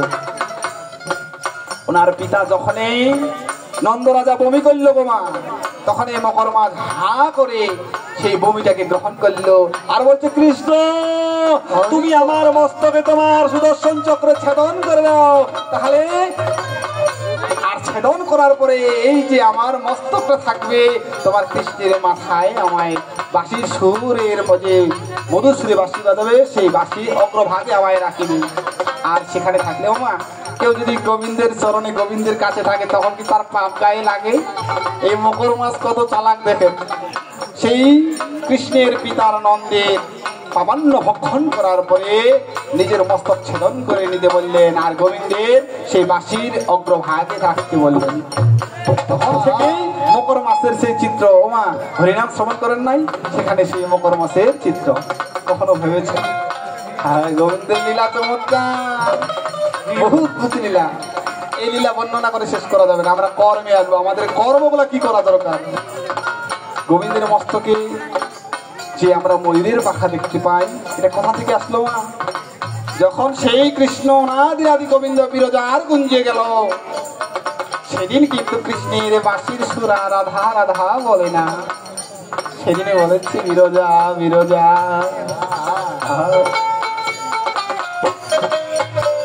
বিরজা বিরজা বলে বাঁশির সুর যখন সুর ধরেছে, বৃন্দা বলছে, ওগো সখী, ওগো রায় রাধারানী, তোমার নাম আর কৃষ্ণ কোনো গান করে না, তোমার নামে আর কৃষ্ণ বাঁশি বাজায় না, তুমি যাও তো একটু দেখে আসো। তো রাধারানীর যখন নাম ধরে ডাকতেছে না, তখনই এই রাধারানী ছুটে গেলে সেই কৃষ্ণের কাছে, দেখি তো কৃষ্ণ কি করে আমার। যখন সেই কৃষ্ণের কাছে যাচ্ছে, সেইখানে সুদামা, ভক্ত সুদামা দাঁড়িয়ে হয়ে আছে সেই বিরজার গৃহের দ্বারে। ওমা একটু মনোযোগ দেবেন। বিরজার কুঞ্জে যখন শ্রীকৃষ্ণ গিয়েছে, তাহার সামনে দাঁড়িয়ে আছে ভক্ত সুদামা। সুদামাকে বলছে, আরে সুদামা, তুমি দরজা ছেড়ে দাও, আমি যাব আমার গোবিন্দের বিহনে, দেখি গোবিন্দ কি করে। আর সেই গোবিন্দের কাছে যখন যাবে, তখন সুদামা বাধা দিয়েছে। এই বাধা দেওয়ার জন্য রাধারানী রেগে গিয়েছে, বলছে, তুমি আজকে আসুরিক স্বভাব করলে, আমাকে আমার গোবিন্দের কাছে যেতে দিলে না, তুমি পরের জন্মে অসুর হয়ে জন্মগ্রহণ করবে।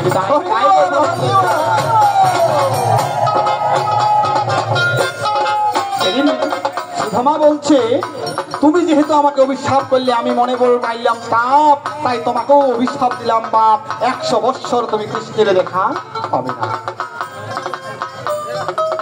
100 বছর রাধারানী কৃষ্ণের যুগল মিলন হয়নি। আর সেদিন ধরে থাকেন। ওমা চমৎকার ঘটনা। যখন এভাবে দুজনের মধ্যে অভিশাপ দিয়ে ভিতরে প্রবেশ করলেন, কৃষ্ণ জনার্দন আদি আদি গোবিন্দ মনে মনে ভাবিলেন, এই দৃশ্য দেখার পরে যদি আমাকে রাধারানী চিনে ফেলে, সে তো আমাকে আর ভালোবাসবে না। তখন সেই কুব্জা, এই কুব্জার ভবনে যখন গিয়েছেন, তখন সেটা হয়ে গেছিল বিরজার কুঞ্জে। যখন গিয়েছিলেন, সেই বিরজা হয়ে গেছিলেন নদী, আর যে সখীগণ ছিল নৃত্য করেছিল, তারা হয়েছিলেন ব্যাং। আর সেখানে সেখানে সেই শ্রীকৃষ্ণ অনাদি আদি গোবিন্দ হয়েছিলেন সর্প। সর্পরূপে সেই জলের মধ্যে খেলা করতেন, তাই না? চমৎকার। হ্যাঁ দেখেন, যখন কৃষ্ণ সর্পরূপে সেই বিরজার কুঞ্জে যাচ্ছে, ভ্রমণ করতেছে, নিত্য লীলা করতেছে, আর দেখতেছে ব্যাং। কৃষ্ণ কই গেল? রাধারানী ভাবছে, কৃষ্ণ তো নাই এখানে, তো শুধু ব্যাং আর জল আর হলো সর্প। অন্তর্যামী রাধারানী মনে মনে ভাবিতে লাগিলেন। এই অন্তর্যামী রাধারানী মনে মনে ধ্যান যোগে আধ্যাত্মিক জ্ঞান অর্জনের মাধ্যমে যখন দিব্য নয়ন দিয়ে দেখলে, ও কৃষ্ণ, তুমি হয়ে গেছো সর্প, তোমার ছাড়া ছাড়ির উপায় নাই। চমৎকার ব্যাপার। তুমি যেহেতু হয়ে গেছো সর্প, আমি রূপ ধারণ করলাম ময়ূর। নিতাই নিতাই করবে ময়ূর রূপে এই সর্পকে ধরতে গিয়ে যখন উপরে মা ঠোকরে দিয়েছে, সেখান থেকে 3 ফোঁটা রক্ত বেরিয়ে এসেছে। আর এই 3 ফোঁটা রক্তের 1 ফোঁটা হয়েছে মা সিঁদুর, আরেক ফোঁটা ধরে থাকেন, আরেক ফোঁটা হয়েছে আমি। আরেক ফোঁটা কি হয়েছে বাবা? এই যে মায়েদের পায়ে আমরা দিই, তাই না? আচ্ছা আচ্ছা, তাই না? এই আবিরটা আমরা হোলি পূর্ণিমায় খেলি, তাই না? এই যে দোল পূর্ণিমায়। আজকে চমৎকার ব্যাপার, আজকের নিশি জাগরণটা অনেক মূল্যবান। গৌরাঙ্গ মহাপ্রভুর আজকের আবির্ভাব তিথি। তাহলে ওমা সিঁদুরের আবির্ভাবটা সেখানে পেলাম, তাই না মা? আবার এই যে আজকে হোলি উৎসব, এই হোলি উৎসব কেন হলো মা জানো? হোলিকা দেবী অসুরিক, উনি দেবী নয়, আসুর, অসুরের কন্যা হিরণ্যকশিপুর বোন। এই হোলিকা নিজে ব্রহ্মার বলে বলিয়ান হয়ে একটা চাদর উপহার পেয়েছিলেন, যে চাদর মুড়ে নিয়ে অগ্নিকুণ্ডে যখন থাকবে তখন কখনোই তার দেহ পুড়ে যাবে না। আর ভগবানের ভক্ত প্রহ্লাদকে মারার জন্য তিনি সেই চাদর নিয়ে অগ্নিকুণ্ডে প্রহ্লাদ সহ গমন করলেন। আর সেখানে এই যে মা অশুভ কাজে ব্যবহার করেছে, সৎ কৃপা বলে যে বস্তু পেয়েছে, সেখানে নিজে হোলিকা দেবী দহন হয়ে গেলেন। চমৎকার ব্যাপার, হোলিকা দেবী দহন হয়ে গেলেন, প্রহ্লাদ আর দহন হলেন না। ব্রহ্মাদেব তাকে প্রজ্বলিত করলেন না, আগুনে জ্বালাইলেন না। আর হোলিকা দেবীর দহন, হোলিকা রাক্ষসীর দহন হয়েছিল বিধায় আজকে আমরা এই হোলি উৎসব পেয়েছি। বিদায় বিদায় গৌর প্রেমানন্দ। চমৎকার ব্যাপার, তাই না? হ্যাঁ তোমা একটু একটু মজা করে বলি। হ্যাঁ, এই যে আমরা সিঁদুরটা পেলাম মা, সিঁদুর ব্যবহার করার নিয়মখানা জানা আছে তোমার? গতবারে বলেছিলাম, জানা আছে কি মা? মুখস্থ আছে? সিঁদুর ব্যবহার করা যে মন্ত্র বলেছিলাম, বলো তোমার কয়জন মায়ের মনে আছে? মনে নাই? হ্যাঁ, এবং দেখেন, এদিক দেখেন, মন্ত্রটা দেখেন, মন্ত্রটা একটু মনে মনে ধরেন, রেকর্ডিং করে নেবেন। নম শিরভূষণ সুন্দরম ভট্টত্তরায়ু বিবর্ধনম সর্বন্তকরণং দিব্যম পতির পরম গুচ্ছতমৈ নমঃ। এত বড় কথা বলা যায় নাকি? হ্যাঁ, মনে থাকবে মা? সিঁদুর পরিধান করা মন্ত্র। হ্যাঁ, সিঁদুর ব্যবহার করতে হয় কয় জায়গায় মা? 5 জায়গায়। 5 জায়গায় সিঁদুর ব্যবহার কি কিভাবে করতে হয় মা জানা আছে? যদি এত বড় মন্ত্রখান না পারেন তাহলে সংক্ষেপে মনে রাখেন, ঠিক আছে? হ্যাঁ, সংক্ষেপে মনে রাখবেন। প্রথমে সিঁদুর দিতে হয় কোথায় মা? এই সিঁথিতে না মা? সেখানে বলতে হবে নমো শ্রীকৃষ্ণায় নমো, নমো শ্রী কেশবায় নমো, নমো শ্রী গোবিন্দায় নমো, নমো শ্রী মধুসূদনায় নমো, নমো শ্রী বাসুদেবায় নমো। নিতাই নিতাই করবে। এটা গতবারে বলেছি, এবার পূর্ণাঙ্গ বললাম না, ঠিক আছে? মনে থাকবে তো এগুলা জানার জন্য? 5টি জায়গায় 5টি কথা বলে সিঁদুর পরিধান করতে হবে। ও মা, আর একটু মনে রাখবেন, যদি কোনো মা চিরুনি দিয়ে সিঁদুর পরিধান করেন, করে না মা? চিরুনি দিয়ে সিঁদুর পরিধান করলে কি হবে মা? সংসারে 1.5 ভর লাগবে, 1.5 ভর। চিরুনির মাঝে চুল যেমন পেঁচিয়ে পেঁচিয়ে থাকে, সংসারের অশান্তিগুলা জড়িয়ে জড়িয়ে থাকবে। আবার যদি কোনো মা, একটা সংক্ষেপে বলতেছি, গতবারের বলা, তাই সংক্ষেপে আরো বিস্তারিত জানবো। যদি কোনো মা ব্লেড দিয়ে সংসারে সিঁদুর পরিধান করে, ব্লেড ব্যবহার করে না, তাহলে সংসারে বড় বড় আঘাত আসবে, বড় বড় গর্তে অ্যাক্সিডেন্টে দুর্ঘটনায় পড়বে। এটা ব্যবহার করা যাবে না। ব্লেড দিয়ে সিঁদুর ব্যবহার করা যাবে না। যদি মা কোনোদিন জলি দিয়ে সিঁদুর ব্যবহার করেন, জলি জলি জলি দিয়ে দেয় না, এটা হলো মঙ্গলের প্রতীক। আর সেখানে জলি দিয়ে ঘুতা, তাহলে বাড়িতে কি হয়ে মা? বাড়ির সবাই কেউ না কেউ হবো আমরা রোগা। দেশের স্বামীর মঙ্গল হোক। আর আমাদের যে সিঁদুর, ওই যে কি ঘুতা দেশ, এই ঘুতা দেওয়া যাবে না। আবার শোনেন, আরেকটা কথা বলি, চমৎকার ঘটনা। আমরা যে মা মধ্যমা আঙ্গুল দিয়ে সিঁদুর ব্যবহার করি, এটা হলো দীর্ঘায়ুর প্রতীক। কথা বোঝা গেছে না?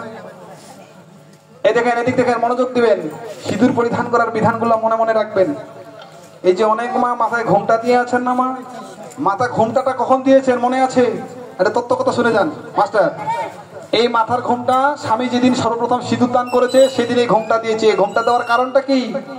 মাথার চুল যে মা ঘোমটা দিয়ে রাখে, সেই স্বামীর, সেই মায়ের স্বামীর নজরবন্দি হয়ে যায়। কখনো পরনারীকে মাতৃজ্ঞান ছাড়া কামরূপে কখনো দর্শন করে না। তাহলে এই চুলের সৌন্দর্য দেখার অধিকার কার? স্বামীর। যেদিন মৃত্যুবরণ হবে সেদিন সেই চুলের সৌন্দর্য চলে যাবে, যাবে না মা?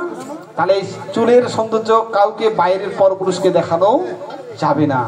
যদি দেখান, ওই পুরুষটাই দেখবেন পর নারীর দিকে কামুক হয়ে তাকাবে, যে মা নিজের এই যে স্বামীর নজরবন্দি করতে পারে না। চমৎকার ঘটনা, শুনে নেবেন। এই তত্ত্ব কথাগুলো মনে রাখবেন, কাজে লাগবে। কখনো নিজের ব্যবহার করা সিঁদুর অন্য কাউকে দিবে না, দান করবে না।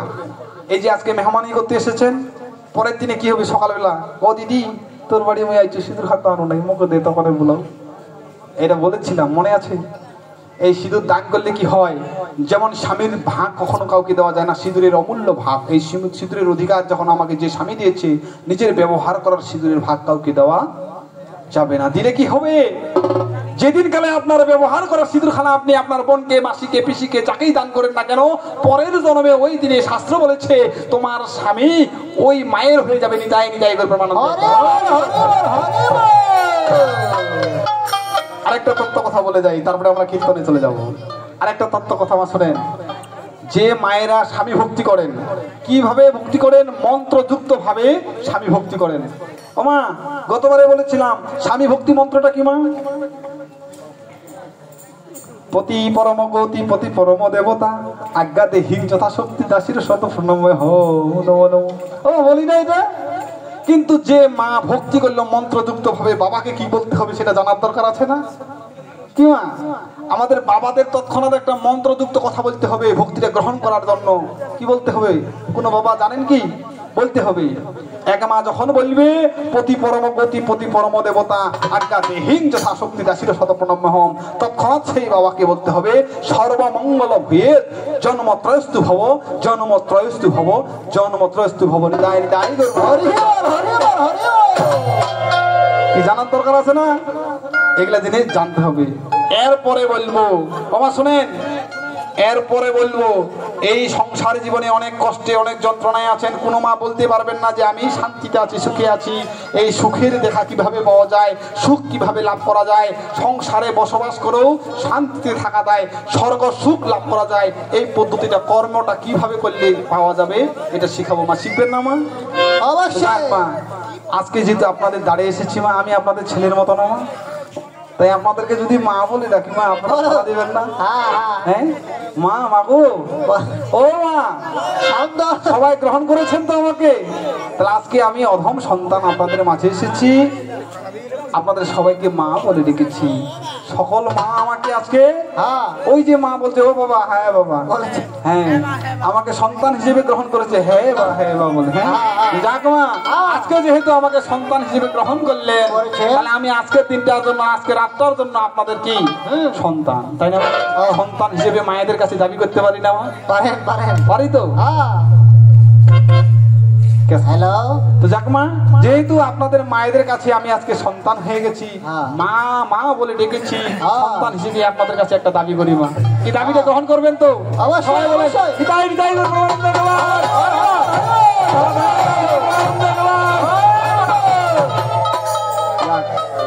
সবাই বলেছে সকল মা হরি হরি গ্রহণ করেছে। যাক মা, আজকে এই কীর্তন আসর শেষ করিয়া যখন সকালবেলা গৃহের মধ্যে ফিরে যাব, সেই সকল মায়েদের কাছে আশীর্বাদ স্বরূপ 200 টাকা করে নিয়ে যাবো।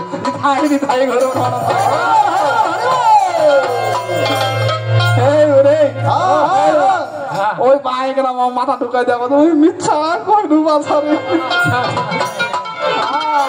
যদি আজ বেটা হিসেবে স্বীকার না করতে হয় তাহলে ওর 200 টাকা বাঁচে গেল। এই দিন 300 টাকা হাজিরা কাটে 200 টাকা দিতে হবে।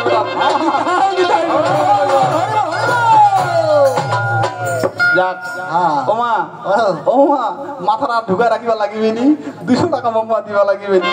তো মোর এই 200 টাকার প্রতি লোভ নাই মা, দাবিও নাই।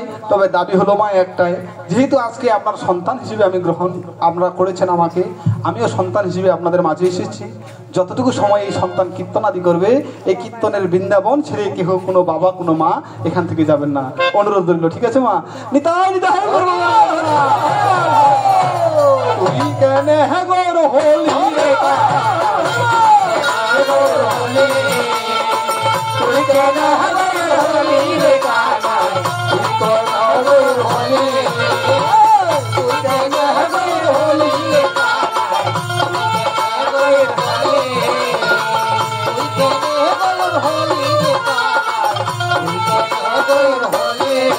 তোমার কালো বাতা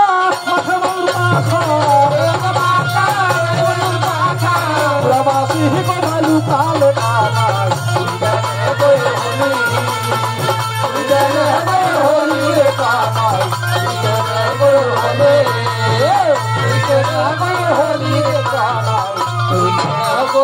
হলে ওরে যারা আমি বিশ্বাস করি আজ সেদিন আমার মাথায় বাড়ি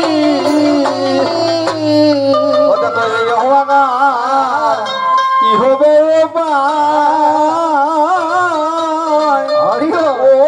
মোর জ্বালা রে জ্বালা দিয়া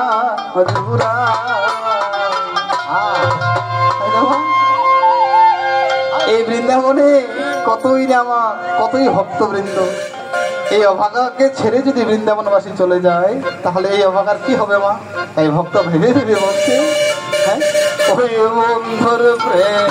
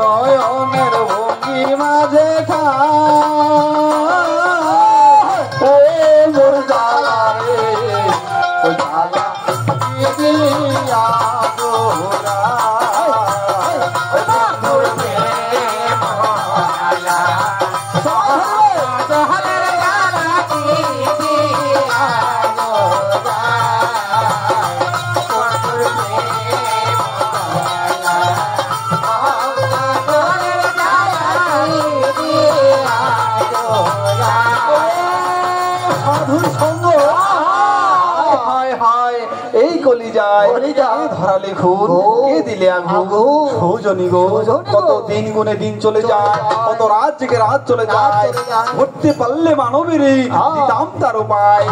এখনো সেই বৃন্দাবনে শ্রীকৃষ্ণ রাধার নাম ধরে বাঁশুরি বাজায়, সেই জনা ভক্ত গোবিন্দের কৃপা পায়, সেই তো শ্রবণ করতে পারেনি। তাই ভক্তের মতো যদি ভক্ত হতে পারি, গোবিন্দের চরণ তো অবশ্যই লাভ করতে পারি, তাই না মা? এই গোবিন্দের চরণ লাভ করতে গেলে আমাদের কি কি করতে হবে, সেই করণীয় গুলো জানার দরকার আছে না? এই করণীয় গুলো যদি জানতে চাই, গোবিন্দের এই যে ভাবধারায় বৃন্দাবনে এসে আমাদের কিছু সময় অপেক্ষা করতে হবে। এখানে বিভিন্ন প্রকার ভক্ত রয়েছে আমরা, হ্যাঁ, সাধারণ, সামঞ্জস্য, সামার্থা, ঠিক আছে না? এই যে তিন প্রকারের ভক্ত। আবার একটা এখানে 3.5 রতি রয়েছে, একটা আধুরা আছে পূজা, তাই না? এই সাধারণ, সামঞ্জস্য, সামার্থ্য, 3 প্রকারের ভক্তের 3 প্রকার মনের ভাবনা। তাই আমার ভক্ত মনে মনে ভাব দিয়ে বলছে এই বন্ধুর নীলা খেলা বড় চমৎকার। আচ্ছা আচ্ছা এই বন্ধুর নীলা খেলা যেহেতু চমৎকার তাই বলছে কি বলছে জানো ভাই? ভাই ভাই হ্যাঁ রেডি হবেন বলো। আরে বন্ধু আমার চিকন কালা নিতদিনে করে খেলা আমার জীবন কালা নিতদিনে করে খেলা আমার চিকন কালা করে খেলা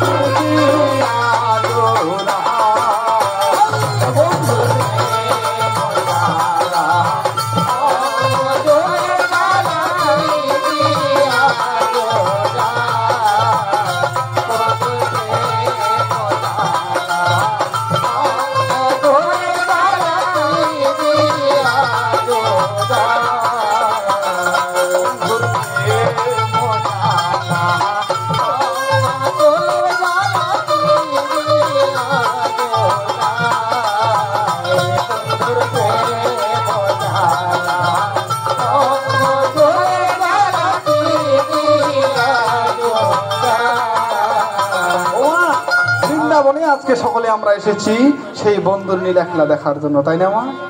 এই বন্ধুর নীলা খেলা দেখার জন্য যে বৃন্দাবনে এসেছি ও মা, এই বৃন্দাবন ধামে একটা আমরা বিছানা দিয়েছি মা। এই বৃন্দাবন ধামের এই বিছানাটা যে আমরা দিয়েছি মা, এটার নাম কি? এই এই তোমার হ্যাঁ চটি হ্যাঁ হ্যাঁ মাস্টার আপনাদের ওইদিকে গেলে কি বলেন? বিছানা খালি বিছানা। আর তোমার ওইদিকে কি করেছেন? ঝাপ ধকরা। চমৎকার ব্যাপার। বৃন্দাবনের নাম হলো ঝাপ ধকরা, এটা চটি, এটার একটা নাম রয়েছে মা। নাম আছে কি? একটা আসনের নাম রয়েছে না মা? কি নাম মা? হ্যাঁ কি? যে আসনে বসে ভগবানের গুণগান করা হয়, যে আসনে বসে নিত্যদিনে আমরা তুলসী তলায় ভগবানের গুণগান করি, যে আসনে বসে ভগবানের ভোগ নিবেদন করি, সেই আসনের নামটা না জানি আর ভগবানকে পাবো কেমন করে?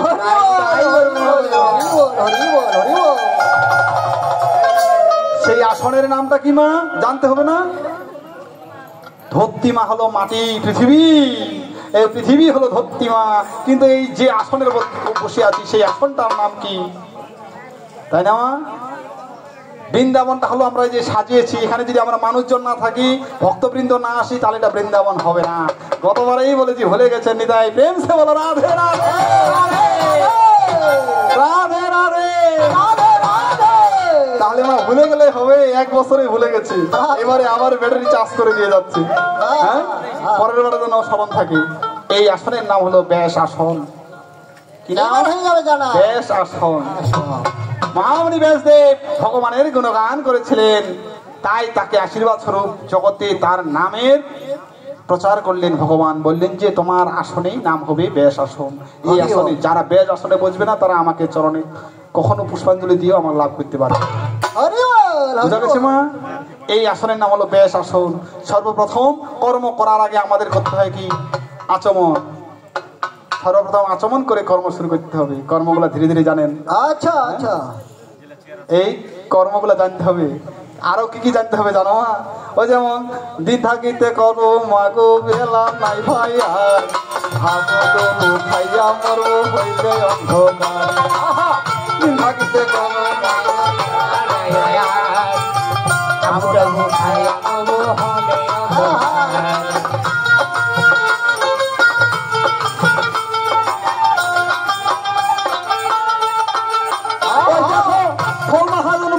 আছে হিসাব নিবার আছে, ফল মহাজন বৈঠায় আছে হিসাব নিবার আছে। হিসাবে দিতে না পারলে যাওয়ায় সারো হবে। শুনো শুনো ও গো মাগো আপনাদের জানাই, পিতা মাতায় 10 কর্ম করে দিছে মাই। 10টা কর্মর কথা দেখো মুখে মুখে বলি, কয়জন মা বাবা দেখো মন্দির দেওয়া পারে। ও মা, ও মা, চমৎকার ব্যাপার। পিতা মাতা বলে কি, আমার ছেলে মেয়ের আমি 10টা কর্ম করে দিলাম, বিয়ে দিয়ে দিলাম, হয়ে গেল 10 কর্ম হয়ে গেল। কিন্তু চমৎকার ব্যাপার, 10টা কর্ম বলতেই পারবো না। কি কি বলতে পারবেন মা? কোনো মা কোনো বাবা? হ্যাঁ, জানার দরকার আছে না? খালি শুনে আসি, মুখে আমরা পটর পটর করি কর্মের বেলায় নাই, আসল ঘরে মশাল্লাই তার নকল নিয়ে টানাটানি ধর্মের ওগুলা নেই। বলি যে ধর্মটা কেমন, ধর্ম জানলে সহজ, জানলেই যদি না জানলে করি, তাই না মা? হ্যাঁ, ও যেমন সংসার জাঞ্জাল রূপে কাল রূপে ভিগনা, সংসার জাঞ্জাল রূপে কাল রূপে ভিগনা, ভিগনার জলে যদি মৎস্য বাঁধা যায়, খন্ড খন্ড হইয়া মৎস্য পলাইতে যায়। সেদিন থেকে ওই না মৎস্য ছাড়িয়া দিবে যাও, সেদিন থেকে মুক্ত হবো এ হবে জঞ্জাল। চমৎকার, কি চমৎকার! ভিগনারও জালে যেমন মৎস্য বাঁধা হয়, খন্ড খন্ড হইয়া মৎস্য পলাইতে চায়, যেদিন থেকে ওই না মৎস্য ছাড়িয়া দিবে জাল, সেদিন থেকে মুক্ত হব এই ভবের জঞ্জাল। ওমা আমাদের কর্মই ঠিক নাই, ভগবানকে লাভ করা তো দূরে থাক, কর্মটা সঠিকভাবে করতে পারি না, তাহলে কি ভগবানের লাভ করলে হবে? হ্যাঁ, এখন লাগাইছি আমরা ভুট্টা আর আলু বাড়ির মতো স্প্রে করতেছি, আর লাগাইছি আলু ভুট্টা বাড়ির মতো, একবার নিড়ানি দিয়া শেষ হবে, আবার কখনো হবে না। চমৎকার ঘটনা। আমি বলি দশ কর্ম শুনো দেখি মাও, আপনাদের একটু আমি জানাই, শুনো শুনো গো মাগো দশ কর্মের কাহিনী, প্রথম কর্ম আছে বলেন তাহাকে, কোন মায়ের জানা থাকলে বলবেন আমার কাছে, পরিষ্কারে বুঝাই দিব আপনাদেরও ধারে। প্রথম কর্ম, প্রথম কর্ম কি জানেন? সর্বপ্রথম 10টা কর্মের প্রথম কর্ম কি? দশকর্ম করেন না, সন্তানাদি হয় নাই, এত কীর্তনাদি শ্রবণ করেছেন, কখনো জানার চেষ্টা করেননি, জানেন নাই দশকর্ম কাকে বলে? 10টা কর্ম কি কি? প্রথম কর্ম মাগো গর্ভধান হয়, গুরুর কাছে গিয়া তাহা শিখিতে হয়। আর গর্ভধান হয়, গুরুর কাছে গিয়া শিখিতে হয়, গুরু যখন শিখাই দিবে সেই কর্ম করিতে, নিজের পিতৃবস্তু মাতৃগর্ভে নিবে, তখন তোমার মাতৃগর্ভে কৃষ্ণ ভক্ত হবে, সেই কর্ম না করিলে বেকাতারা সন্তান হবে। সন্তানটা জন্ম দেশে নকর্ম করিয়া, সন্তান বেটা বেটি যেটাই হোক কথা শুনিবে না, এটাই তো কাণ্ড, তাই না? প্রথম কর্ম হলো গর্ভধান, এটা গুরুর কাছে নির্দেশ নিয়ে, গুরুর কাছে শিখে নিয়ে নিজের পিতৃবস্তু যেটা আমরা পেয়েছি পিতৃধন, তাহা মাতৃগর্ভে যখন প্রেরণ করব গুরুর নির্দেশ মতো, তখন সেটা হবে সুসন্তান, কৃষ্ণ ভক্ত, পিতামাতার প্রতি থাকবে তিনি তুষ্ট। আর পিতামাতার প্রতি যখন ভক্তি থাকবে একটা সন্তানের, সেই সন্তান কখনোই অবাধ্য হবে না, কুকর্ম করে জন্ম দিলে তো সন্তান কথা শুনবে না। চমৎকার ঘটনা, কি তোমাকে জানতে হবে না? গর্ভধান প্রথম কর্ম দেখো গর্ভধান হয়, তাহার পরে কর্ম দেখো পুংসেবন হয়, পুংসেবন কর্ম মাগো 3 মাসে করিবে, ইহা কর্ম মন্দির দেখি যজ্ঞ যে করিবে, গুরু যদি বাড়িতে না আসিয়া গো যায়, তাহার দ্বারা সেই কর্ম করিবা লইবা হয়, তারপরে ব্রাহ্মণ দ্বারা করিতে পারিবে, অধিকারী দ্বারা কর্ম করা দেখো যাবে, তাহার পরে না বলে বৈষ্ণব আনিবে, বৈষ্ণবেরও দ্বারা মাগো যজ্ঞ যে করিবে, নাম যজ্ঞ, ধূপ যজ্ঞ, ঘি যজ্ঞ বলে কত প্রকার যজ্ঞ আছে সংসার মাঝারে। বলছে দ্বিতীয় যে কর্ম পুং সেবন, পুং সেবন নাম শুনেছেন? জানি না। দ্বিতীয় কর্ম 3 মাসের সময় করতে হয়, বাড়ির মধ্যে নামযজ্ঞ বলেন, হোমযজ্ঞ বলেন, ঘি যজ্ঞ যেটাই করেন না কেন, ভগবানের অনেক প্রকার যজ্ঞ আছে, সেই যজ্ঞে আমি পুত্র সন্তান লাভের আশায় হে অনাদিরাদি গোবিন্দ তোমার নামে এই যজ্ঞ করিলাম, আমার সন্তান যেন তোমার ভক্ত হয়, পিতামাতার সেবা যত্ন করে এবং সুসন্তান হয়, জগতের মঙ্গল কামনায় সেই যজ্ঞ করতে হয়। করেন মা? তো সন্তান বেটা বেটি তো না কহে স্বামী নিয়ে বলে তাহাই ঘর প্রমানন্দ। কি মা কর্মগুলো ভালো লাগেছে? এগুলা জানার দরকার আছে না? 3 মাসে পুং সেবন কর্ম করতে হবে, বুঝা গেছে? তাহার পরে কর্ম দেখো তৃতীয় যে মাই, সীমান্ত নয়ন তাহার বলে যে সবাই, শাস্ত্রমত সীমান্ত নয়ন যে বলে, বাংলা ভাষায় 7 ভকর সবাই দেখো জানে। চমৎকার বলছে, চমৎকার ব্যাপার।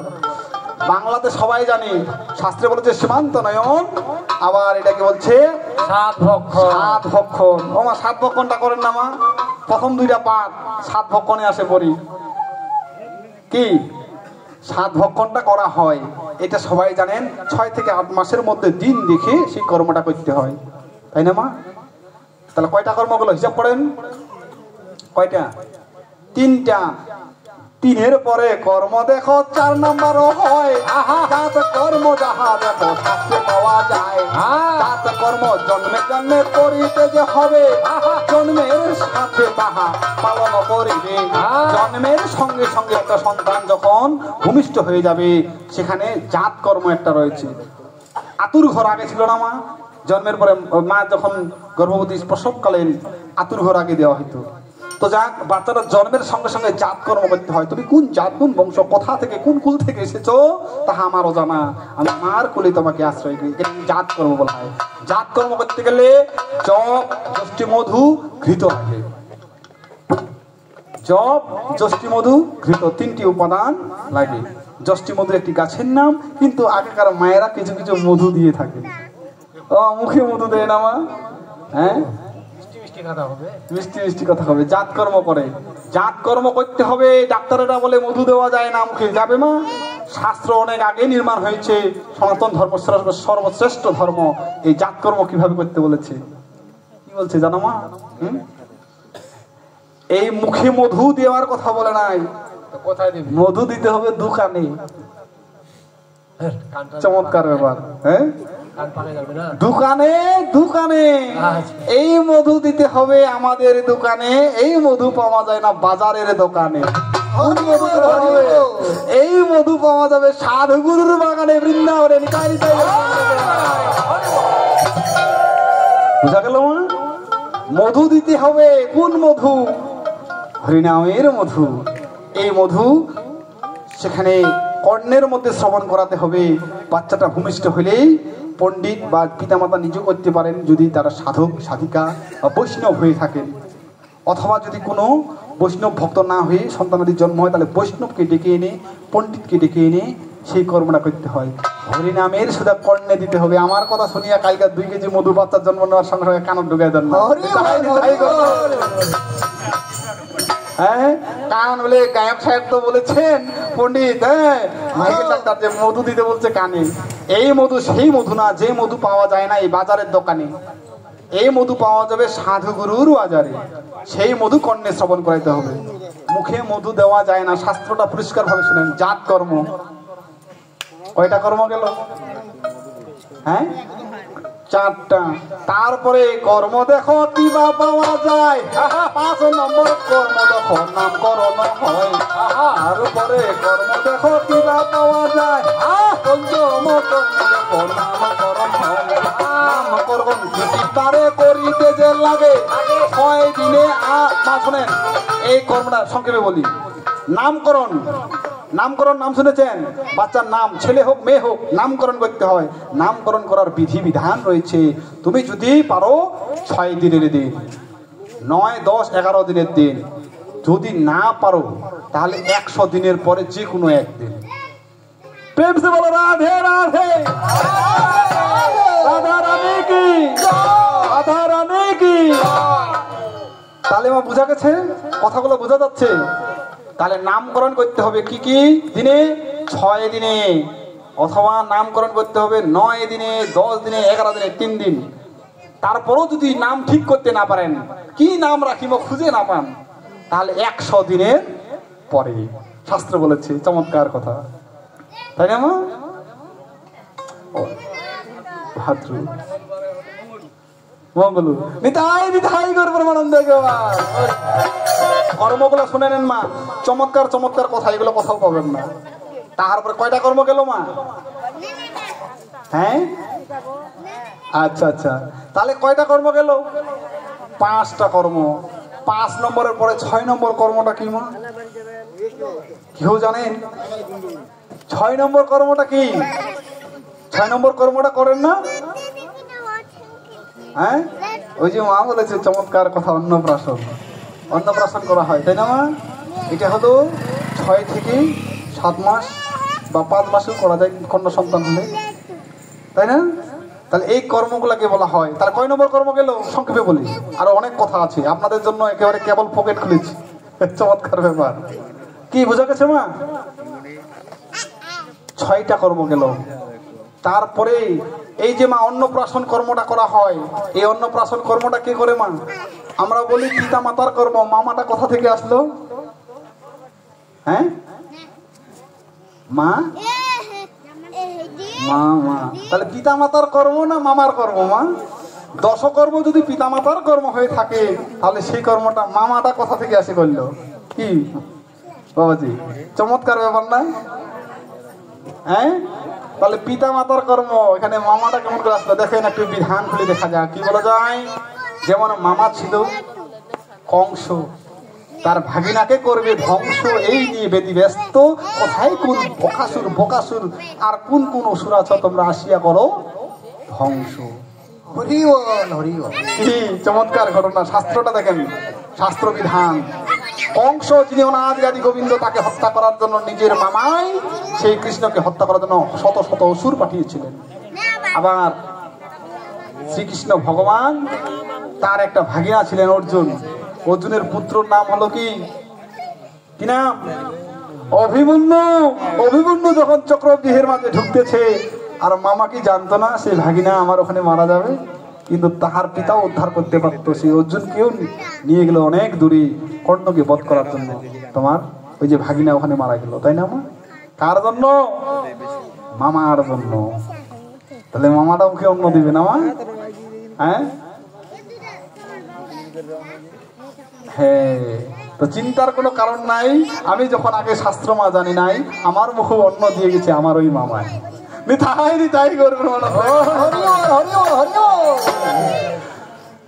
আমি বললাম আমি শাস্ত্র জানার আগে আমারও যে কর্ম করেছেন, আমারও মামাই আমাকে মুখে অন্ন দিয়েছেন, কিন্তু শাস্ত্র জেনে দেখি উল্টা। তারপরে কি হয় মা শুনেন, আমরা মা ওই যে মস্তকে একটা অ্যান্টেনা দেখা পাই না আমার সাধুগুরুর? হ্যাঁ, এটাকে কি বলা হয় মা? এটার একটা কর্ম রয়েছে, চূড়াকরণ কর্ম, মনে আছে? এই চূড়াকরণ কর্ম করতে হয়। যারা ধর্ম বিষয়ে যারা বেদজ্ঞ, শাস্ত্র বিধান অনুসারে চলেন, তাদেরকে তাহা রাখতে হবে, তা মানতে হবে। অনেক ক্ষেত্রে অনেকেই আমরা বাস্তবিক জীবনে যে যারা শাস্ত্র অধ্যয়ন করি না, যারা তো শাস্ত্র, যারা বৈষ্ণব, তাদের জন্য তো এটা লাগবেই। যারা শাস্ত্র অধ্যয়ন করি, যারা শাস্ত্র মত পথ নিয়ে চলি, তাদেরকে এই চৈতন্য রাখতে হবে ভগবানের না। বুঝা গেছে? আবার একটা হলো উপনয়ন। কয়টা কর্ম গেল? হিসাব করবেন। এরপরে কর্ম হলো চূড়া কর্মের পরে উপনয়ন, 8 নম্বর কর্ম। 8 নম্বর হলো উপনয়ন। উপনয়ন মানে দ্বিজ হওয়া, নতুন রূপে জন্ম, তাই না? ভগবানের কাছাকাছি নিয়ে যাওয়া। উপনয়ন না হওয়া পর্যন্ত কখনোই ভগবানের পূজা ভজন হয় না। এইটা হলো দ্বিজ, সবচেয়ে উচ্চতম সংস্কার। যতক্ষণ পর্যন্ত আমরা উপনয়ন হব না, ভগবানের পূজা করেও কোনো ফল পাবো না। উপনয়ন নিয়েছি মা, কি জিনিস খায় না বলে না মাকে, কি কেউ বলতে পারবেন? গুরুর কাছে শিখে নেবেন, উপনয়ন হতে হবে। গুরু ঠাকুর পূজা নয় মা, গুরু ঠাকুরের কাছে জেনে নিবেন যে উপনয়ন কি জিনিস। তারপরে হলো 9 নম্বর সমাবর্তন। এই সমাবর্তনটা কখন করতে হয়? 24 বছর বয়সে তুমি যাহা কিছু শিখেছ, 24 বছর বয়সের পরে তোমার সমাবর্তন, মানে সবকিছু শিক্ষা দীক্ষা শেষ করে তুমি গৃহস্থ জীবনে মানে প্রমোশন হয়ে যাবে। তখন গৃহস্থ জীবনে তোমার ব্রহ্মচর্য শেষ। 24 তোমার যাহা চলে গেল, তখন তোমাকে পুনরায় সমাবর্তন করে গৃহস্থ জীবনে প্রবেশ করতে হবে, সৃষ্টি রক্ষা করতে হবে। গৃহস্থ জীবনে প্রবেশের পরে যখনই আমি সমাবর্তন অনুষ্ঠান করলাম, তারপরে আমার হবে বিবাহ। এই হলো 10টি কর্ম। হরি বল, হরি বল, বোঝা গেছে না মা? এই দশবিধ সংস্কার আমাদের মাঝে যদি থাকে, ধর্মের পথে সদা সর্বদাই চলবো বটে, সত্যের সন্ধানী হব নিজে, তখনই গোবিন্দের চরণ পাবো অনায়াসে। এই বৃন্দাবনে নিতাই নিতাই গৌর প্রমানন্দে। হরি বল, হরি বল, হরি বল। কি মা, কথাগুলো ভালো লাগে? হ্যাঁ। এরপরে আরেকটা কথা শোনেন, যে সাধনা করলে গুরু ধরেন না মা, গুরু ভজেন না? গুরু ভজনা করলে এমন একটা সাধনা শিখতে হয় গুরুর কাছে, যে সাধনা করলে অমৃত লাভ করা যায়, কখনো মৃত্যু হবে না। সেই সাধনাটা সর্বপ্রথম শিখে নেবেন গুরুর কাছে। কথা বোঝা গেছে? হ্যাঁ, এখানে অনেকগুলো আমার বোন এসেছেন, এই বোনদেরকে একটু বলি। ধরেন দাদা, একটু ধরেন। শোনো শোনো ও গো দিদি, আপনাদের জানাই, আপনাদের একটি কর্ম শিখাইয়া যে যায়, কেমন করে ভালো বড় ভালো ঘর পাবে, মনের মতো বর্গে নামা খুঁজিয়া যে পাবে, কর্ম করিলে মাগো সংসারের বুকে, ভালো ভালো বর মাগো খুঁজিয়া যে নেবে। এই সপ্তাহে দেখেন মা 7টি বার, সপ্তাহে কয়টি বার? এই 7টা বার। 7টি বারের মধ্যে এই কুমারীদের জন্য একটা বার নির্ধারণ করা হয়েছে, সেটা হলো সোমবার। এই যারা বিয়ের আগ মুহূর্ত পর্যন্ত, রজশালা থেকে বিয়ের আগ মুহূর্ত মানে বিয়ে হয় নাই কিন্তু রজশালা হয়েছে, এর মধ্যেই সোমবারই ব্রত করতে হবে। এটা কত সোমবার? 16 সোমবার।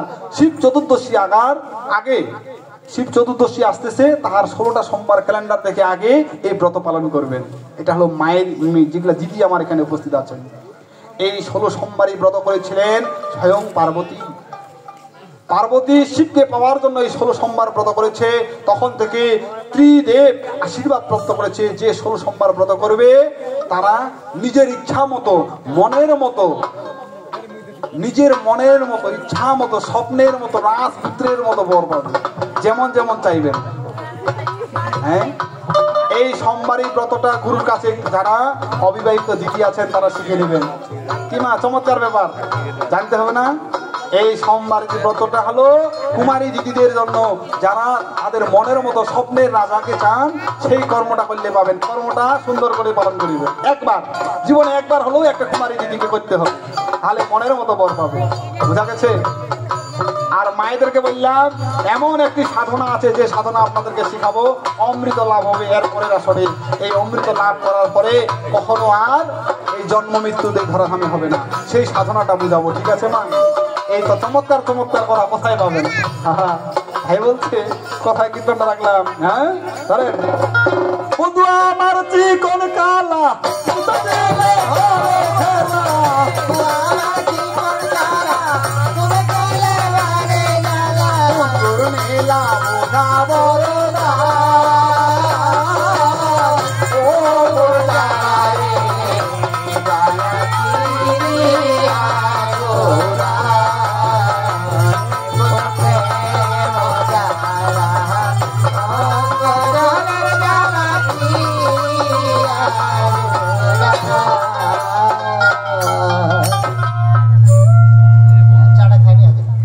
আমাদের মাঝে চা দাদা কিছুক্ষণের মধ্যে অনেক অতিথি উপস্থিত হয়েছেন, যা সকলের চরণ ধূলি প্রাপ্তি। আমাদের মাঝে কীর্তন পরিবেশন করবেন। আমাদের এখানে আরো অনেক আমার যে মধুর কোকিল কণ্ঠী সুর গায়ক গায়িকা এখানে এসেছেন। ও মা, আমি দুটো কীর্তন মাঝখানতে হবে, আবার ফিরে আসবো আপনাদের মাঝে অমৃত বাণী নিয়ে। কিছু সময় সবাই আমাদেরকে একটু দৃষ্টি রাখবেন। আমার এখানে সবচেয়ে সম্মানীয় আমার এলাকার আমার কাকাবাবু উপস্থিত হয়েছেন। আমি আজকে সেই কাকাবাবুর চরণধূলি পাওয়াই অনেক ধন্য নিজেকে মনে করি। ওনার মুখেও কিছু তত্ত্ব কথা, কিছু কথা শুনবো, শ্রবণ করব। তো আমরা দুটো কীর্তন, ছোট কীর্তন হয়ে গেছে, একটু ওই একটা কীর্তন শ্রবণ করার পরে আপনারটা। তো ঠিক আছে, আমরা একটা কীর্তন শ্রবণ করি। কীর্তন শ্রবণ করার পরে আবার ফিরে আসবো তত্ত্ব কথা নিয়ে আপনাদের মাঝে, নিত্য নতুন কথা যেগুলো জীবনে শোনেন নাই। কখনো স্বামীর হাতে মায়ের খাবেন না, এমন একটা বিদ্যা শিখাই দেবো, স্বামী হাতে উঠাবে না। এটা চমৎকার ব্যাপার।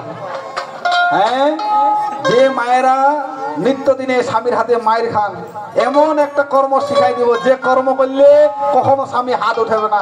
তখন ওই যে ভক্ত জগদীশের নাম শুনেছেন মা? এই জগদীশ কি করেছিলেন?